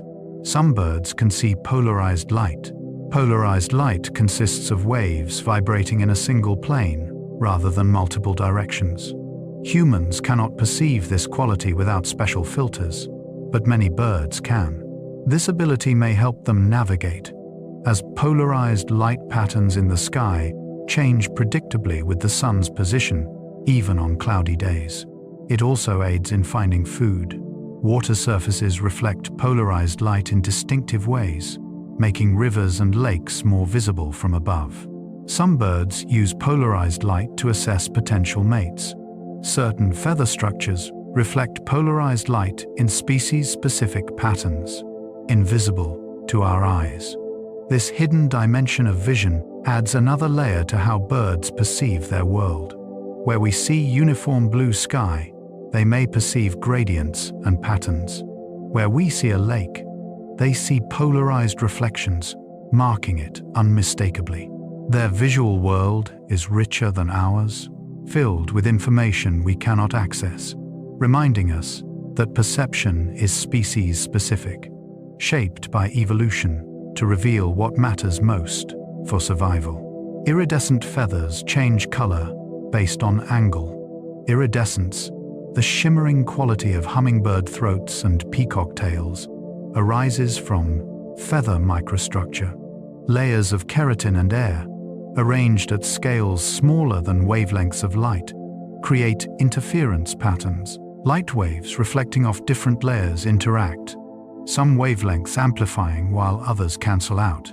The result is color that changes as viewing angle changes. A hummingbird's throat may flash brilliant red from one angle, then appear black from another. This dynamic quality makes iridescent colors particularly striking. They move and shift, drawing the eye. They also serve as signals, visible only under specific conditions or to observers in particular positions. This adds information to displays. A female can assess male quality based on the intensity and extent of iridescence. The physics behind these colors has inspired biomimetic materials, scientists developing paints and fabrics that recreate nature's shimmer. Yet the feathers remain superior, self-assembling, lightweight, and requiring no external power source. Blue feathers are never blue from pigment. Despite appearances, no bird produces blue pigment. All blue coloration in birds is structural, arising from feather architecture. Microscopic air pockets scatter light, preferentially reflecting blue wavelengths while absorbing others. This is called Rayleigh scattering, the same phenomenon that makes the sky blue. If you backlight a blue feather, it appears brown, because the structural color requires light to reflect off the feather's surface. Grind a blue feather into powder, and the blue vanishes, the structure destroyed.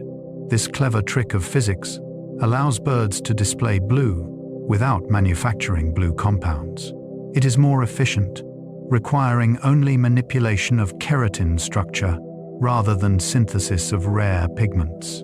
The blues of bluebirds, jays, and kingfishers are all structural, nature's illusion. Color created from colorless materials through clever arrangement of matter and exploitation of light's properties. Ancient connections. Humans have lived alongside birds for millennia. Long before written history, humans noticed birds. Cave paintings tens of thousands of years old depict waterfowl and other species, suggesting early fascination. Birds provided food through their meat and eggs, feathers for decoration and insulation, and quills for writing. They also served as omens and symbols. The flight of birds was interpreted as messages from gods. Roman augurs predicted the future by observing bird behavior. Many cultures incorporated birds into creation, myths, and spiritual practices. Eagles represented power, Doves symbolized peace, and owls signified wisdom. This symbolic use persists today in flags, emblems, and language. Birds have been domesticated, hunted, worshipped, and studied. They have inspired art, music, and literature across every human culture. No other group of animals has maintained such consistent presence in human consciousness. Our history is intertwined with theirs, a relationship spanning our entire existence as a species. Carrier pigeons delivered messages across vast distances. Before electronic communication, pigeons served as messengers. Their homing ability, the capacity to return to their roost from unfamiliar locations, made them invaluable. Messages were attached to their legs, and they were released to fly home, sometimes covering hundreds of kilometers in a day. In ancient times, Egyptians, Persians, and Greeks used pigeons to transmit information. During wars, they carried vital intelligence, sometimes determining battle outcomes. In World War I and II, thousands of pigeons served military forces. Some received medals for bravery, having completed missions under fire. The pigeon's reliability surpassed early radio technology, which could be intercepted or jammed. Even as technology advanced, pigeons remained useful in areas where equipment failed. Today, their role is largely obsolete, but their service demonstrates partnership between humans and birds, cooperation that predates history and shaped events across centuries. Falconry has been practiced for thousands of years. The art of training raptors to hunt dates back at least 4,000 years. Originating in Central Asia, falconry spread across the world, practiced by Mongol horsemen, European nobility, and Middle Eastern rulers. A trained falcon or hawk becomes a hunting partner, chasing down prey and returning it to the falconer. The training process, called manning, requires patience and skill. The bird must learn to trust the human, to return when called, and to share its catch.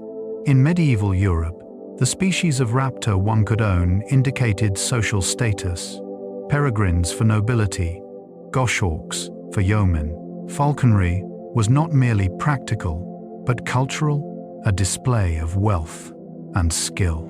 Today, it persists as both tradition and sport, recognized by UNESCO as intangible cultural heritage. Modern falconers continue ancient techniques, maintaining a bond between human and bird that stretches back through millennia. Many cultures considered birds to be messengers between worlds. The ability of birds to fly, to move between earth and sky, made them spiritually significant.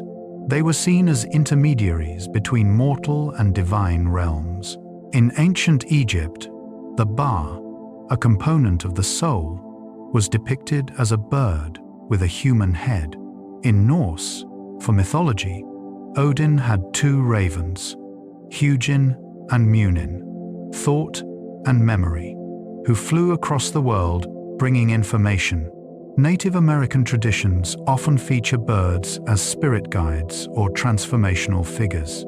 In Christianity, the dove represents the Holy Spirit, while in Hinduism, Garuda serves as the mount of Vishnu. These associations reflect birds' unique position, creatures of the earth who command the air, visible yet able to vanish into the sky. They bridge categories, neither entirely of the ground nor the heavens. This liminal nature made them perfect symbols for concepts beyond ordinary experience, messengers carrying meanings between worlds. Extinct birds like the dodo remind us of human impact. The dodo, a large flightless bird native to Mauritius, became a symbol of extinction when humans arrived in the 16th century, bringing rats, pigs, and hunting pressure. The dodo had no defenses. It disappeared within a century, gone by the 1,660 seconds.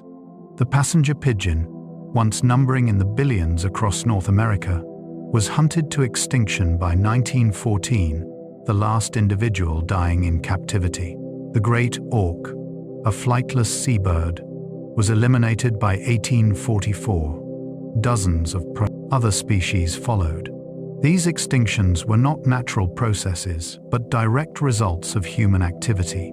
They serve as reminders of our power to destroy, but also as catalysts for conservation. The loss of these birds sparked early environmental movements. The realization that species could vanish forever if not protected. Their absence haunts us. Empty spaces in ecosystems, voices silenced. They teach that actions have consequences and that some losses cannot be undone. Conservation efforts have brought some species back from the brink. Not all stories end in extinction. The California condor, reduced to just 27 individuals in 1987, was saved through captive breeding. Every surviving bird was captured, bred in facilities, and their offspring reintroduced to the wild. Today, hundreds fly free. The Mauritius kestrel, down to 4 individuals in 1974, has recovered through intensive management. The whooping crane, once numbering fewer than 20, now has over 800 individuals. These recoveries required decades of effort, habitat protection, captive breeding, and reintroduction programs. They demonstrate that extinction is not inevitable, that with sufficient will and resources, species can be saved. Each recovered population is a victory, proof that humans can repair some damage we have caused. These birds fly again because people chose to act, turning potential tragedies into stories of hope and resilience. Sleep and rest. Birds sleep with one eye open.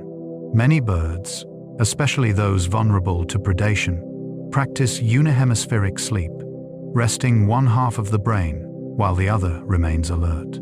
The eye connected to the wakeful hemisphere stays open, watching for threats. This allows the bird to rest while maintaining vigilance. Ducks sleeping in groups position themselves strategically, those on the edges keeping their outward-facing eye open while the inward eye closes. Over the night, they may switch which hemisphere sleeps, balancing rest and security. Migratory birds use this ability during flight, sleeping while airborne. Studies show that swifts may sleep while gliding on air currents.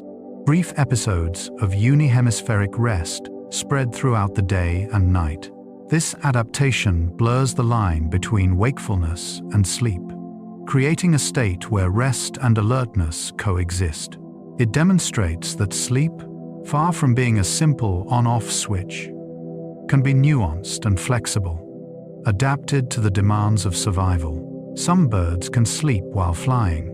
The common swift spends most of its life in flight, raising the question of when it sleeps. Research using lightweight data loggers has confirmed that swifts do sleep while airborne. They ascend to higher altitudes at dusk, then engage in periods of gliding, interspersed with brief wing flaps. During these periods, brain activity shows patterns consistent with sleep. The sleep is not deep, likely unihemispheric as described above, allowing the bird to maintain flight. Frigate birds, which also spend extended periods over oceans, show similar behavior, though they sleep more during the day when riding thermals over land. These aerial sleep sessions are brief, usually lasting only seconds to minutes at a time, totaling perhaps an hour of sleep per day. Compared to the 12 or more hours terrestrial birds may sleep, this minimal rest is sufficient because flight, while physically demanding, is energetically efficient once airborne. Birds have mastered the art of sleeping on the wing, turning necessity into adaptation. Most birds sleep standing on one leg. If you watch sleeping birds, you'll notice they often tuck one leg up into their plumage. This posture conserves heat, reducing surface area exposed to cold air. Birds lack insulation on their legs, which are covered in scales rather than feathers. By pulling a leg up, they warm it against their body, preventing heat loss. Some species, particularly wading birds, sleep standing in water, balancing on one leg for hours. The mechanics of this balance involve specialized tendons that lock the leg in place, requiring no muscular effort. The bird can relax completely while remaining upright. When one leg grows cold, they switch, giving each limb equal warmth. This simple behavior reflects the constant challenge of thermoregulation faced by small, warm-blooded animals. Every adaptation, even something as seemingly minor as which leg to stand on, contributes to survival. Roosting birds huddle together for warmth. On cold nights, many small birds gather in communal roosts, crowding together to conserve heat. Wrens are famous for this. Dozens of individuals packing into a single nest box, each bird's body warmth helping others survive. Starlings, blackbirds, and crows form massive roosts, thousands or millions gathering in the same location. These aggregations provide warmth but also safety, more eyes to detect predators, and a dilution effect, each individual's risk reduced by the presence of others. The morning departure is spectacular, birds erupting from roosts in dense clouds that darken the sky. Roosting behavior demonstrates that competition gives way to cooperation when conditions demand it. Birds that defend territories fiercely by day tolerate close contact at night, survival overriding aggression. These temporary communities dissolve at dawn, each bird returning to its solitary life. But for a few hours, shared warmth sustains them through darkness. Hummingbirds enter torpor to survive cold nights. Hummingbirds face an energetic crisis each night. Their tiny bodies lose heat rapidly, and their metabolic demands are immense. To survive without feeding, they enter torpor, a state resembling hibernation. Their body temperature drops from over 40 degrees Celsius to near ambient temperature, sometimes as low as 10 degrees. Heart rate and breathing slow dramatically. In this state, they use a fraction of the energy required during wakefulness. As dawn approaches, they begin warming up, a process that takes several minutes of shivering thermogenesis before they can fly. Torpor is risky. The bird is vulnerable while cold and cannot respond quickly to threats, but it is necessary. Without this adaptation, hummingbirds could not survive in temperate regions where nights are cold and long. Their nightly shutdown and morning revival mirror death and resurrection, a small miracle repeated every day of their lives. Some birds dream while they sleep. Research on sleeping birds has revealed brain activity patterns similar to those seen in dreaming mammals. Zebra finches, for example, show neural patterns during sleep that match those recorded while they sing. The neurons fire in sequences that correspond to specific songs, suggesting the birds are practicing in their sleep. This sleep-associated learning may help young birds refine their songs, replaying and consolidating memories formed during the day. Whether birds experience dreams in the subjective sense, mental imagery and narrative we associate with human dreaming remains unknown. But the neural evidence suggests that their sleeping brains are active, processing information and strengthening memories. Sleep is not mere rest, but a time of mental work, essential for learning and development.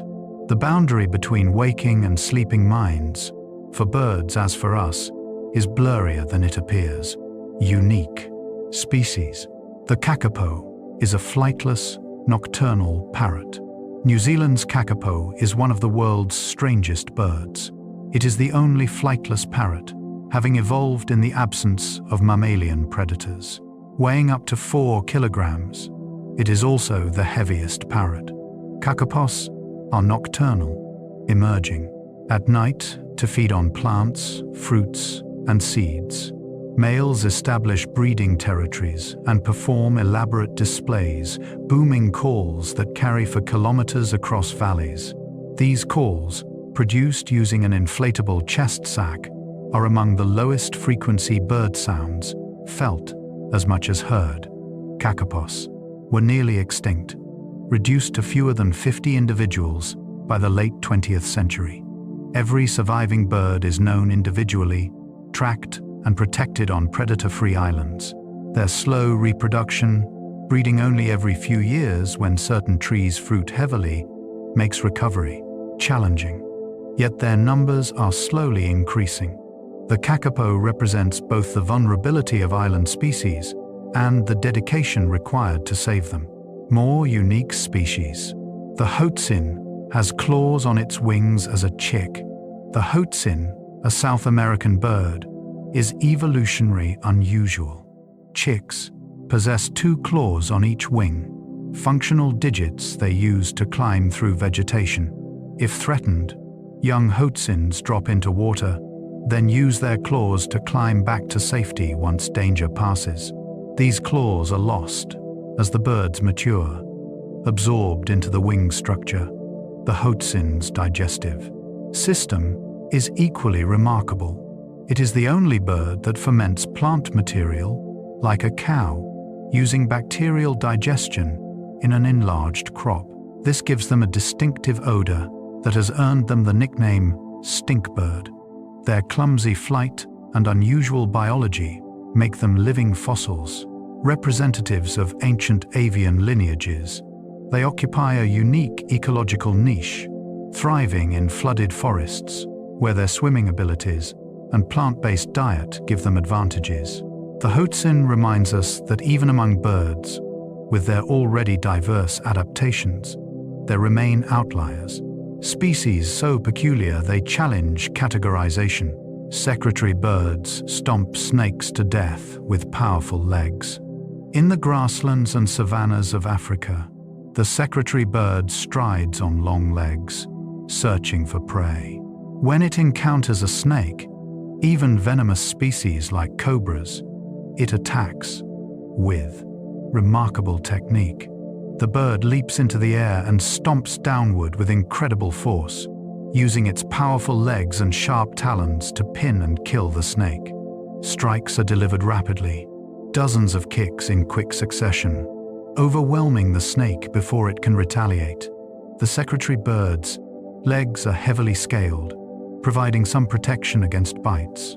Their hunting style is unique among raptors, most of which kill with their beaks and talons while perched or in flight. The secretary bird has essentially weaponized walking, turning locomotion into predation. They also hunt rodents, insects, and other small animals, but their snake-killing prowess has made them legendary.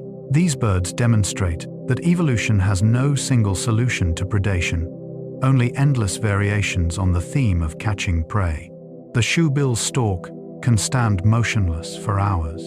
In the swamps of Central Africa lives the shoebill, a bird that practices patience as a hunting strategy. Standing over a meter tall with a massive, shoe-shaped beak, it waits beside murky water, motionless for hours. When a lungfish, catfish, or even a young crocodile surfaces, the shoebill strikes with explosive speed, its powerful beak clamping down with force enough to decapitate prey. The beak's sharp edges and hooked tip make it a formidable weapon. Shoebills are solitary, each defending a large territory. Their patience is legendary. They may stand frozen in the same spot all day, barely blinking, conserving energy while waiting for the perfect opportunity. This hunting strategy is effective in murky water, where active searching would be futile. Instead, they let prey come to them, then strike with precision. The shoebill's stillness is not laziness, but discipline, a hunting technique as effective as any chase. The kiwi has nostrils at the tip of its beak. New Zealand's kiwi is a bird of many oddities. Flightless, nocturnal, and about the size of a chicken. It has feathers that resemble fur and lays eggs proportionally larger than any other bird, nearly a quarter of the female's body weight. Most unusually, its nostrils are located at the tip of its long beak, rather than at the base, as in other birds. This placement, combined with an excellent sense of smell, allows kiwis to probe leaf litter and soft soil for invertebrates, sniffing out earthworms and insects hidden below the surface. They hunt by smell in the darkness, a rare strategy among birds.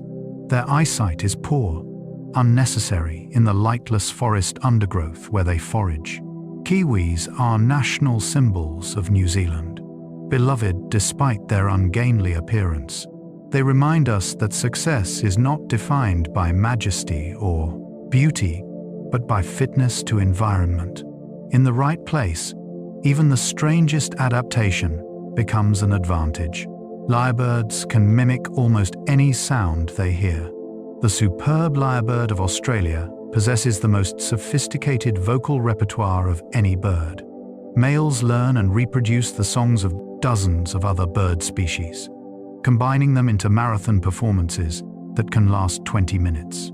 But their mimicry extends beyond birds. They imitate chainsaws, car alarms, camera shutters, crying babies, barking dogs, and mechanical sounds of all kinds. Each sound is rendered with astonishing accuracy. The male constructs a display mound in the forest, clearing a stage where he performs, spreading his elaborate tail feathers over his body like a shimmering veil, while delivering his vocal performance. Females watch from surrounding vegetation, assessing his skill. The ability to learn and reproduce such diverse sounds demonstrates cognitive flexibility and auditory memory. For researchers, lyrebirds complicate the study of forest ecosystems. Their recordings must carefully distinguish actual species from lyrebird imitations. These birds are nature's recorders, archiving the soundscape of their environment in living memory. The common potu looks like a broken branch. Camouflage reaches its peak in birds like the potu, which roosts during the day on tree stumps or broken branches. Its plumage is mottled gray and brown, perfectly matching weathered wood. It sits, upright with eyes closed or nearly so, beak pointed upward, body rigid. The resemblance is so complete that predators and prey pass within meters without noticing. At night, potus become active, launching from perches to catch flying insects, then returning to the same spot. Their eyes, enormous for their size, gather maximum light for nocturnal hunting. When disturbed, rather than fleeing, they freeze, trusting their camouflage. This strategy succeeds because of commitment. The slightest movement would betray them, so they remain absolutely still, sometimes for hours. Potus show that survival is not always about action, but about becoming part of the background, about invisibility rather than display. They are ghosts in the forest, present but unseen, masters of stillness. Ecological roles. Birds are crucial pollinators for many plants. While insects dominate pollination, birds play vital roles, especially in the Americas, where hummingbirds pollinate hundreds of plant species. These plants have evolved red tubular flowers, a color combination attractive to hummingbirds but less visible to bees. In other regions, honeyeaters, sunbirds, and even some parrots serve as pollinators. These birds carry pollen on their feathers and beaks as they feed on nectar, transferring it between flowers. Some plants depend entirely on bird pollination, their survival linked to the bird's presence. Birds are often more effective pollinators than insects for certain plants, because they travel longer distances, promoting genetic diversity across wider areas. The relationship is mutualistic. Plants provide energy-rich nectar, and birds provide reproductive services. This partnership has existed for millions of years, co-evolving into intricate dependencies. The decline of bird populations threatens these relationships, potentially leaving plants without pollinators and birds without food sources. Many plants depend on birds for seed dispersal. Birds are nature's gardeners, spreading seeds across landscapes. Fruit-eating birds consume berries, digesting the flesh, but excreting seeds intact, often far from the parent plant. Some seeds germinate better after passing through a bird's digestive system. The acids scarifying the seed coat, and the deposition providing fertilizer. Large birds like cassowaries disperse massive seeds that few other animals can swallow. Jays and nutcrackers cache seeds for later consumption, burying them in scattered locations. Many cached seeds are never retrieved, effectively planting trees. Entire forests owe their distribution to bird activity. Without seed dispersers, many plants would have limited range, unable to colonize new areas. Birds provide mobility, carrying genetic material across rivers, mountains, and other barriers. This service is essential for forest regeneration, especially after disturbances like fires or storms. Birds connect ecosystems, moving nutrients and organisms across landscapes, weaving the fabric of biodiversity. Vultures prevent disease by consuming carrion. Vultures perform a crucial ecological service. By consuming dead animals, they prevent the spread of disease. Carcasses left to decay release pathogens into soil and water, potentially infecting other animals. Vultures, with their highly acidic digestive systems, destroy most bacteria and viruses containing disease within their bodies. In regions where vulture populations have declined, such as India, where veterinary drugs poisoned vultures feeding on livestock carcasses, disease increased. Rabies and anthrax became more prevalent as carcasses rotted or were scavenged by less efficient cleaners like dogs. The near extinction of Indian vultures, a population collapse of over 99% in just decades, created a public health crisis. Conservation efforts are now underway, but recovery is slow. The loss illustrates that even unlovely species, often considered repulsive, fulfill irreplaceable roles. Vultures are sanitation workers, maintaining ecosystem health in ways that become apparent only in their absence. Seabirds transport nutrients from ocean to land. Seabirds feed at sea, but nest on islands and coastlines, creating a nutrient bridge between marine and terrestrial ecosystems. Their droppings, or guano, are rich in nitrogen and phosphorus, elements often scarce on isolated islands. This fertilizer supports plant growth, which in turn supports insects and other terrestrial animals. The nutrient input is substantial. Some islands are covered in meters-deep layers of guano, accumulated over millennia. Historically, guano was mined as fertilizer. Entire economies built on the extraction of bird waste.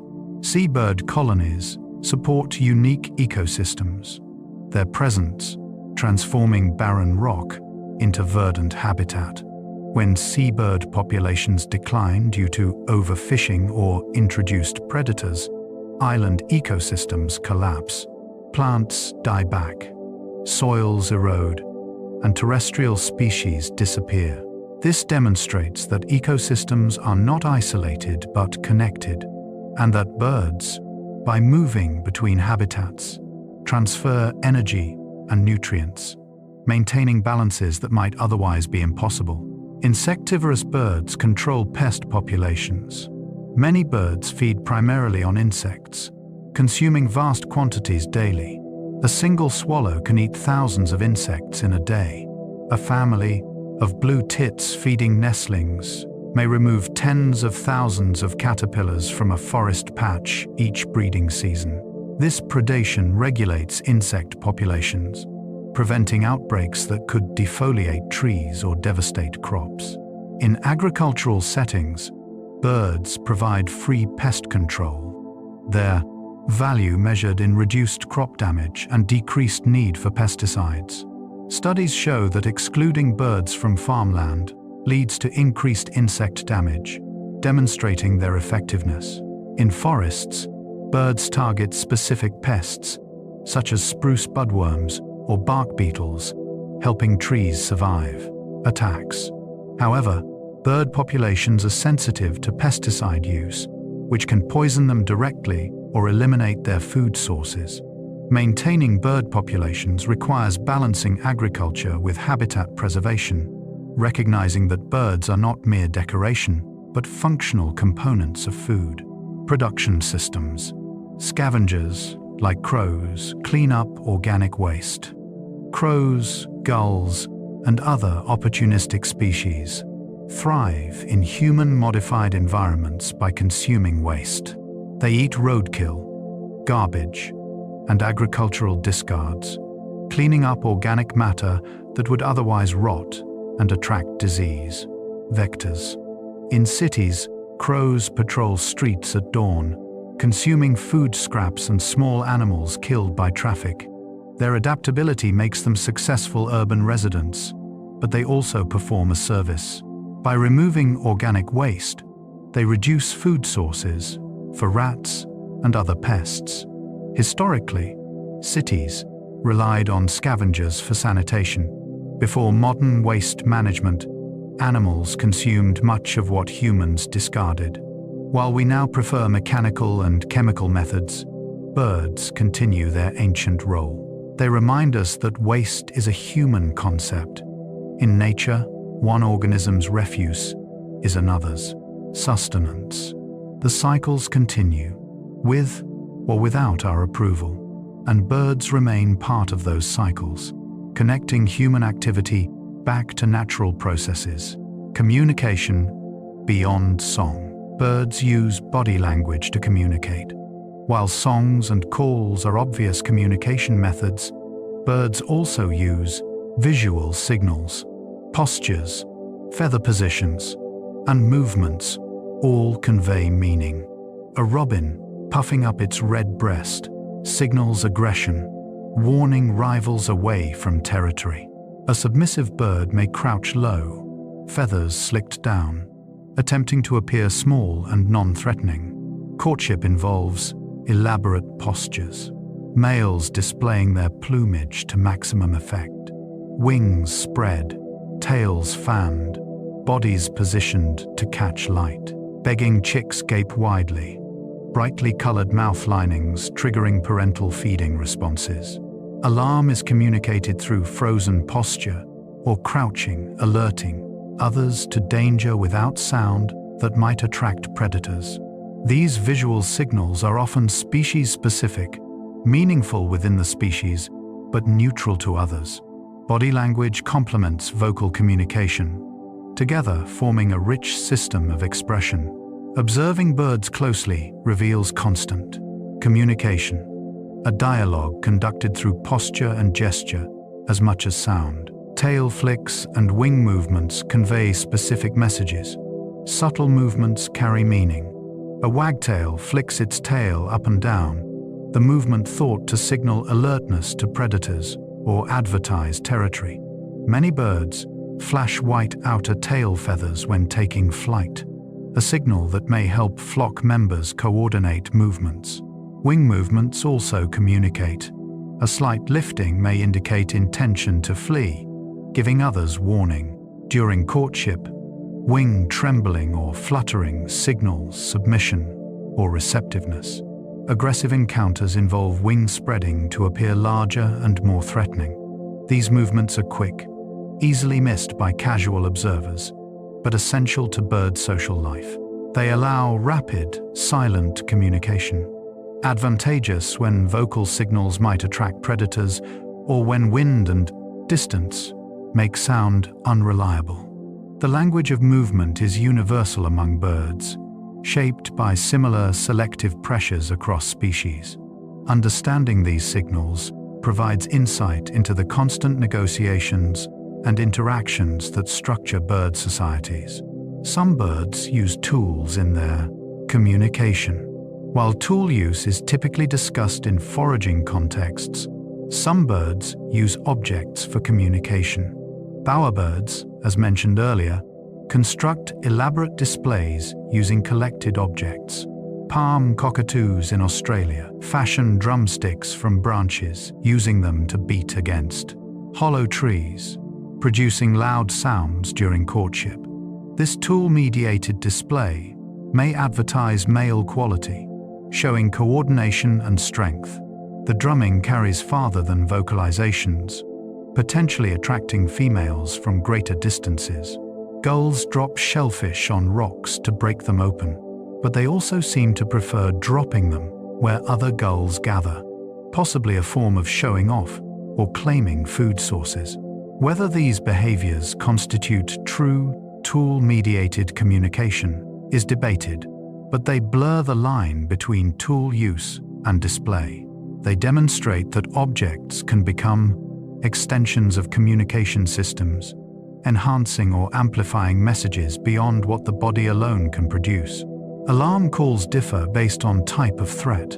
Many birds have multiple alarm calls, each indicating a different type of predator. Chickadees use a chickadee call, where the number of D notes corresponds to threat level. More Ds meaning higher danger or smaller, more maneuverable predators. Crows have different calls for aerial predators like hawks versus ground predators like cats. These specific alarms allow listeners to respond appropriately, seeking cover for aerial threats or climbing higher for ground threats.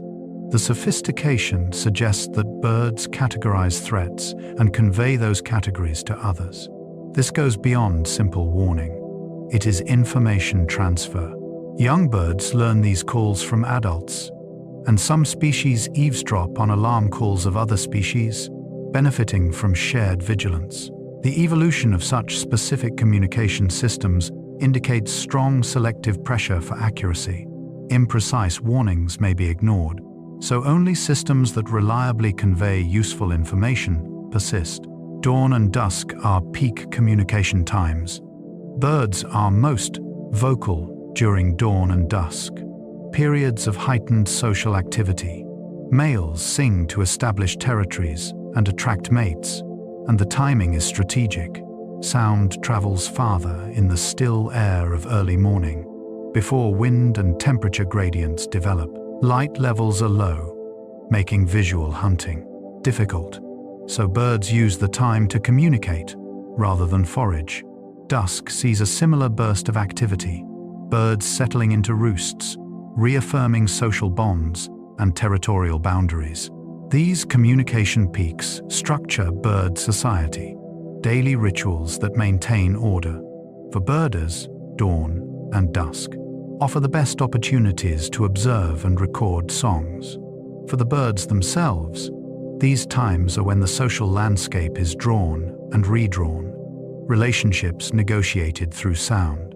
The consistency of these patterns, repeated every day across every habitat, speaks to their importance. Communication is not incidental to bird life, but central, a daily necessity like feeding or sleeping. Some species mimic sounds to deceive. While many birds mimic sounds as part of complex songs, some use mimicry deceptively. The fork-tailed drongo of Africa mimics alarm calls of other species, causing them to flee and abandon food, which the drongo then steals. Marsh warblers incorporate alarm calls of other birds into their songs, possibly attracting females by demonstrating their ability to exploit multiple information sources. Mimicry can also confuse predators. A bird imitating the parrot, the call of a hawk, might cause other birds to seek cover, reducing competition or distracting attention from the mimic's own nest. This tactical use of sound demonstrates that communication is not always honest. Deception is a viable strategy when benefits outweigh costs. It also shows cognitive sophistication. Birds must understand that sounds have specific effects on listeners and manipulate those effects to their advantage. Mimicry, whether for display or deception, reveals that bird communication is flexible and strategic, not merely instinctive. Adaptations to extreme environments. Desert birds minimize water loss through specialized biology. Birds in arid environments face constant risk of dehydration. They have evolved numerous adaptations to conserve water. Many desert species can extract moisture from their food, requiring little or no drinking. They produce highly concentrated urine and dry fecal matter, minimizing water loss. Some species, like the sandgrouse, have specially adapted belly feathers that absorb and hold water, allowing them to carry it back to chicks waiting at the nest. Others feed at dawn and dusk when dew provides moisture. Desert larks and other species are able to lower their metabolic rate during the hottest part of the day, reducing water loss through respiration. Plumage is often light-colored, reflecting sunlight rather than absorbing heat. Behavioral adaptations are also crucial, seeking shade, panting to cool through, evaporation, and foraging during cooler hours. These combined strategies allow birds to thrive in environments that seem impossibly harsh, turning scarcity into a niche where competition is reduced.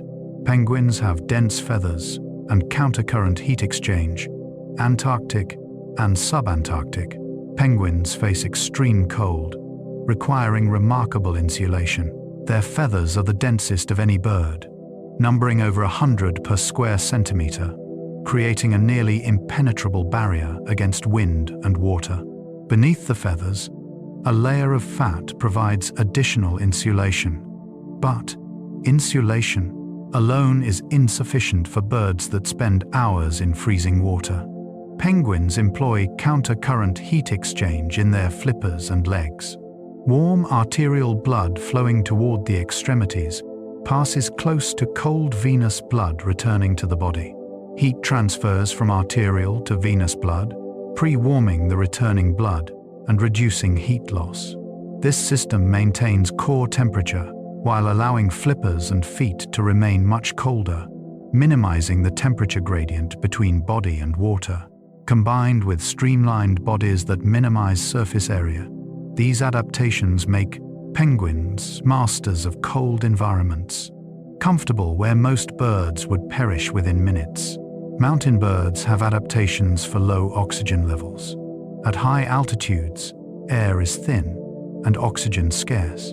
Birds living in mountains must extract sufficient oxygen to maintain their high metabolic rates. They possess larger hearts and lungs relative to body size compared to lowland birds. Their blood has higher concentrations of hemoglobin and more efficient oxygen-binding properties. Andean geese and bar-headed geese, which nest at extreme altitudes and migrate over the Himalayas, can sustain activity at elevations where humans require supplemental oxygen. Their capillary networks are denser, bringing blood closer to every cell. Some species also have modified wing shapes, generating more lift in thin air, compensating for reduced air density. These adaptations are so effective that high-altitude birds can perform aerobatics at elevations where helicopters struggle to hover. They remind us that biology, when pushed by necessity, can surpass engineering, solving problems through millions of years of refinement. Arctic terns experience nearly constant daylight. By migrating between the Arctic and Antarctic, Arctic terns live in near-perpetual daylight. During the northern summer, they breed in regions where the sun barely sets, providing almost 24 hours of light. As winter approaches, they fly south, arriving in Antarctica as the southern summer begins. Again, experiencing long daylight hours. This lifestyle maximizes feeding opportunities, allowing them to forage almost continuously. The constant light also means they navigate by sun position continuously, never needing celestial alternatives. However, it also means they rarely experience true darkness. The biological effects of this are not fully understood, but their circadian rhythms must be flexible, capable of functioning without the regular day-night cycle most organisms rely on. The Arctic tern's life is one of light, a bird of the sun, following it across the globe, existing in an eternal golden hour. Tropical rainforest birds cope with constant humidity. Rainforest environments present unique challenges. High humidity reduces evaporative cooling, making temperature regulation difficult. Feathers must shed water effectively to prevent becoming waterlogged, which would impair flight and insulation. Many rainforest birds have dense, oily plumage that repels moisture. They preen frequently, spreading oil from their preen gland to maintain waterproofing. High temperatures are managed through behaviour, resting during the hottest hours and seeking shade. Some species pant or vibrate their throat to increase airflow over moist surfaces, enhancing evaporative cooling. The abundance of insects and fruit provides ample food, but competition is intense, requiring specialization. Birds partition resources by feeding at different heights, on different foods, or at different times. The rainforest is a vertical world, and birds exploit every level, from the forest floor to the canopy, creating a three-dimensional mosaic of niches. Adaptation to humidity is just one aspect of life in these complex, crowded ecosystems. Seabirds drink salt water without harm. Most animals cannot drink sea water. The salt concentration is too high, requiring more water to excrete the salt than was gained by drinking. Seabirds have solved this problem with specialized salt glands located above their eyes. These glands filter excess salt from the blood, excreting it as a concentrated solution through the nostrils. This allows seabirds to drink seawater and extract moisture while eliminating the salt. The solution is so salty, it drips from their beak in visible droplets. With this adaptation, seabirds are independent of freshwater sources, able to spend months or years at sea without ever needing to visit land except to breed. This liberation from freshwater has opened the entire ocean as habitat, allowing birds to exploit marine resources unavailable to species tied to freshwater. The salt glands are a key innovation, one of several adaptations that enabled birds to colonize the seas as completely as they dominate the air. The mystery and wonder. Bird murmurations create hypnotic aerial patterns. Starling murmurations are among nature's most mesmerizing sights. Thousands or even millions of birds fly together in coordinated patterns, swirling and shifting shape in fluid motion. The flock moves as a single organism, waves rippling through it as birds react to their neighbors' movements. The purpose is debated. Murmurations may confuse predators, provide warmth, or facilitate information exchange about feeding sites. What is clear is the beauty. Against a sunset sky, the flock appears as a living sculpture, constantly morphing.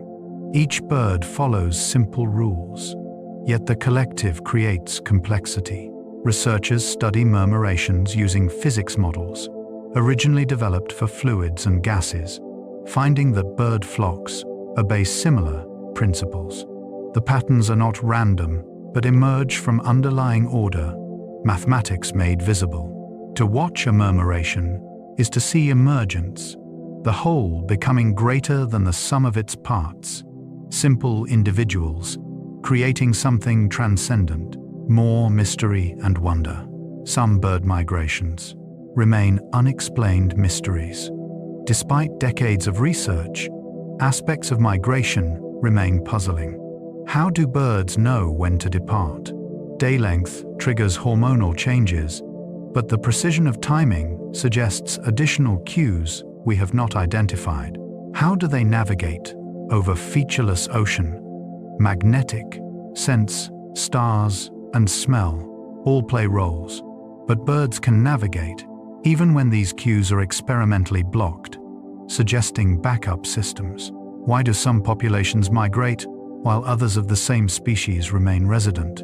The answers likely involve genetics, environment, and tradition. But the specifics are unclear. Where do some species winter? Even today, with satellite tracking, the wintering grounds of certain species remain unknown. They vanish from breeding areas and reappear months later, their journeys unrecorded. These mysteries remind us that despite our technology, nature retains secrets. Birds continue to surprise us, their behaviors revealing complexities we are only beginning to grasp. Birds may sense weather changes we cannot detect. Many people report that birds behave strangely before earthquakes, storms, or other natural events. While anecdotal, some evidence supports this. Birds detect infrasound, low-frequency sounds below human hearing, which can travel long distances through the atmosphere. Storms, tsunamis, and earthquakes generate infrasound. Birds may flee areas hours before disasters, responding to signals humans miss. Barometric pressure changes, detectable by birds, precede weather shifts. Migrating birds delay departure when storms approach, somehow knowing conditions ahead are unsuitable. Whether these abilities constitute prediction or merely sensitivity to early warning signs is debated. Regardless, birds perceive aspects of the world invisible to us, their senses tuned to different frequencies and pressures. What appears as prescience may simply be attentiveness to a broader spectrum of information, an awareness that makes them seem uncanny. They live in a sensory world richer than ours, responding to cues we neither notice nor understand. Why birds are attracted to shiny objects remains unclear. Certain birds, particularly corvids and magpies, are attracted to shiny objects, collecting bits of metal, glass, and jewelry. This behavior has inspired folklore, tales of thieving magpies, hoarding treasure. The reason is uncertain. Shiny objects may resemble water or food, triggering collection instincts. They might serve as nest decorations, signaling mate quality. Or perhaps birds find them intrinsically interesting, possessing a form of aesthetic preference. Controlled studies show that magpies are not actually more attracted to shiny objects than non-shiny ones, challenging the stereotype. Yet the behavior persists in some individuals and contexts. This suggests that object attraction is more complex than simple stimulus response, possibly involving curiosity and exploration. Birds, like humans, may sometimes collect things for reasons beyond immediate utility, driven by impulses we label curiosity or playfulness. The attraction to shiny things, real or exaggerated, reflects our projection of human traits onto birds, seeing in them familiar behaviors and motivations. The origin of bird song remains an evolutionary puzzle. Why do birds sing? The immediate answers, territorial defense and mate attraction, are clear. But why sound? Visual displays or chemical signals could serve the same purposes. The evolution of song required complex neural structures and learning abilities. Why invest so heavily in vocal communication? One hypothesis is that song allows individual recognition across distances and through barriers like vegetation. Another suggests that complex songs demonstrate cognitive ability, females preferring males with larger song repertoires as indicators of brain health.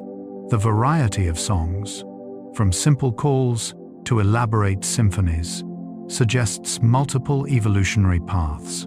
Some species hardly sing at all, while others devote much of their life to vocalizing. The reasons may be as diverse as the songs themselves. shaped by ecology, social structure, and history. Bird song is both functional and, to our ears, beautiful. Whether birds experience it as we do, as something beyond utility, remains unknown. It is a question that touches on consciousness itself, a mystery deeper than mere biology. No one knows exactly how birds navigate using stars. Young birds learn star patterns before their first migration, but how they translate celestial configurations into direction is unclear.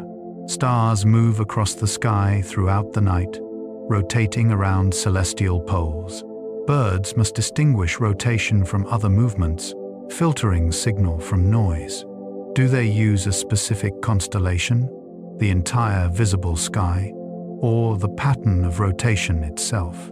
Experiments show that birds can navigate even when only portions of the sky are visible, suggesting flexible strategies. Planetarium studies where artificial skies are manipulated reveal that birds use the rotation point, the celestial pole, as their primary reference. But how they compute direction from this remains mysterious. Do they possess an innate map, genetic information encoding star positions? Or do they learn entirely through observation, each generation teaching the next? The mechanisms, whether genetic, learned, or both, are still being investigated. The sky that guides them is the same we see, yet they read it in ways we cannot fully comprehend. The intelligence of birds continues to astonish researchers. Every year brings new discoveries about avian cognition, crows making compound tools, parrots understanding abstract concepts, chickens showing numerical competence. Each finding expands what we thought birds capable of. These discoveries challenge long-held assumptions about intelligence requiring large brains or mammalian brain structures. Birds achieve with their small, differently organized brains what we thought required cortex. This suggests intelligence is not about size or structure alone, but about processing, connectivity, and organization. It also forces us to reconsider what intelligence means. If birds can solve problems, plan ahead, and communicate symbolically, are they conscious in ways we recognize? Do they experience thoughts, emotions, intentions? These questions are philosophical as much as scientific. The more we learn, the more we realize how much remains unknown. Birds, familiar, yet alien, offer a window into minds shaped by entirely different evolutionary pressures, yet arriving at solutions remarkably similar to our own. Ending reflections. Birds connect every ecosystem on Earth, from the Arctic to the tropics, from deserts to rainforests. Birds are present. They move between habitats, carrying energy and nutrients, pollinating plants, dispersing seeds, and controlling insects.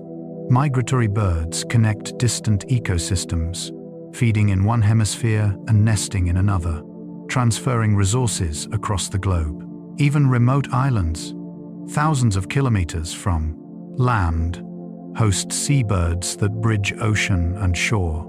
This connectivity makes birds integral to ecosystem function.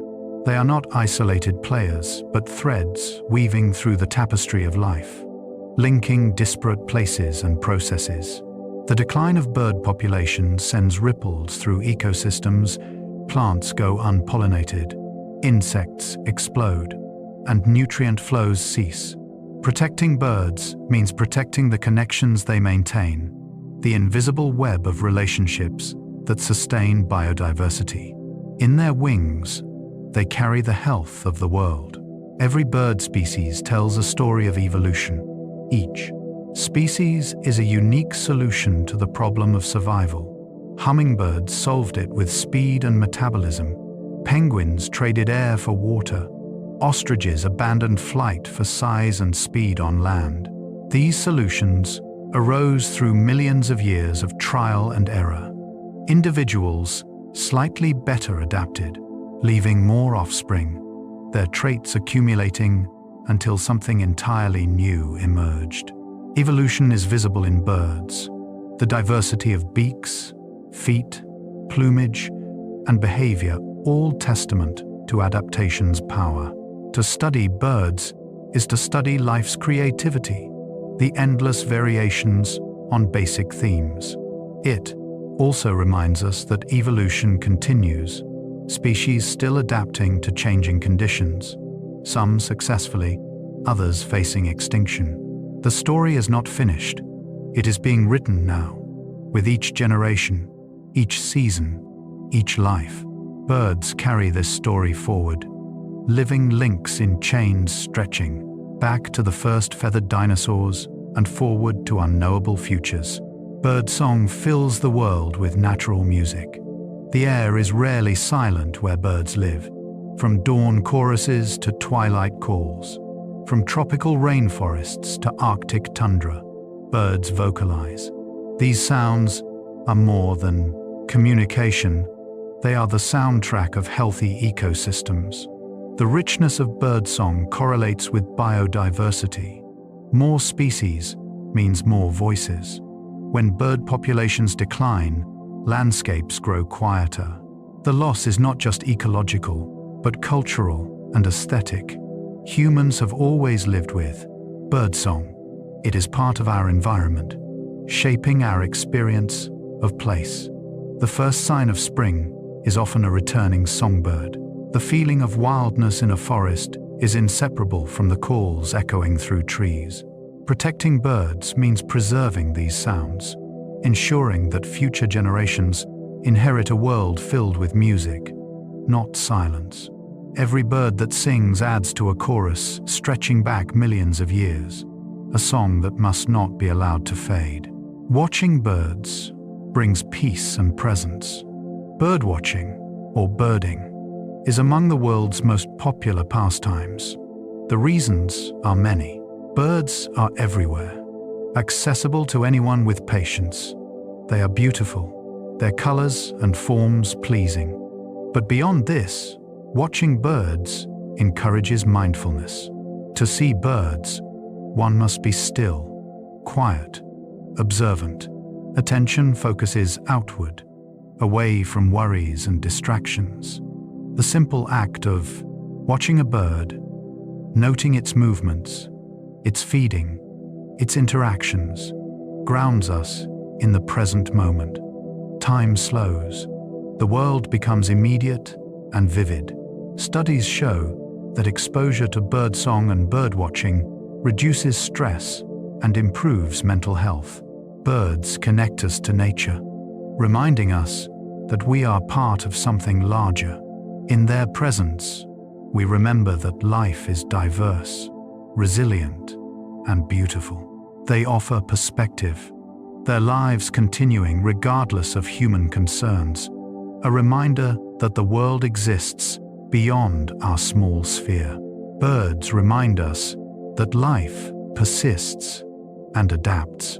Throughout Earth's history, birds have survived mass extinctions, ice ages, and dramatic climate shifts. They have adapted to every environment, exploited nearly every resource, and radiated into thousands of forms. This resilience is inspiring. When we face environmental challenges, uncertainty about the future, birds show us that life finds ways forward.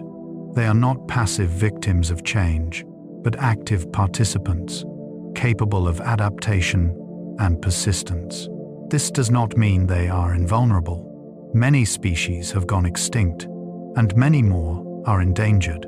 But as a group, birds demonstrate life's tenacity. They have endured for over 100 million years and continue to thrive. Their success is not guaranteed. It requires suitable habitat, food, and freedom from excessive human impact. But given these, birds will endure. They remind us that caring for the environment is not just about preserving the past, but about enabling the future, allowing life to continue its experiments. creating forms we cannot yet imagine. The simple joy of seeing a bird never fades. No matter how many times you see a robin on your lawn, a hawk soaring overhead, or a hummingbird at a flower, there is something inherently pleasing about it. Birds capture attention. Children point and exclaim at their first sight of a cardinal. Adults pause their walks to watch a flock of geese overhead. Photographers spend hours waiting for the perfect shot. This fascination is primal, perhaps, rooted in our evolutionary past, when birds were food, indicators of water and shelter, or omens. Perhaps it is their flight, a power we lack, that captivates us. Or maybe it is their ubiquity combined with diversity, the familiar yet always surprising. Whatever the reason, birds bring joy. They are free gifts of beauty, requiring nothing from us, simply existing in their brilliance. In a world of complexity and concern, birds offer moments of uncomplicated pleasure. They are reminders that wonder is always available, waiting in trees, skies, and waters, ready to be noticed. And so, dear listener, our journey through the world of birds comes to a gentle close. From the smallest hummingbird to the soaring albatross, from ancient dinosaurs to modern marvels, we have wandered together through stories of flight and song, survival and adaptation. We have glimpsed intelligence in corvids, patience in herons, and endurance in Arctic terns. We have marveled at colors, listened to songs, and wondered at migrations that span hemispheres. Birds are everywhere, yet each encounter is unique. They fill our mornings with music and our skies with motion. As you lie here now, letting these images and sounds settle into memory, imagine yourself beneath an open sky. Picture dawn light touching treetops, the first notes of a songbird breaking the silence. See a hawk circling on thermals, wings outstretched and still, rising without effort. Hear the soft rustle of feathers as a bird settles on a branch nearby. Its eye bright, its presence a small perfection. The birds will continue their lives, building nests, raising young, migrating across continents, singing their ancient songs. They will do this whether we watch or not, their existence independent of our attention. But when we do pay attention, when we pause to see and hear them, we receive a gift, a connection to life beyond ourselves, a reminder of beauty and resilience. Let their world merge with yours as you drift into sleep. Let the weight of your body settle into stillness, your breath slow and deep, your mind quiet. The birds are there, in forests and fields, on mountains and shores, under the same moon and stars.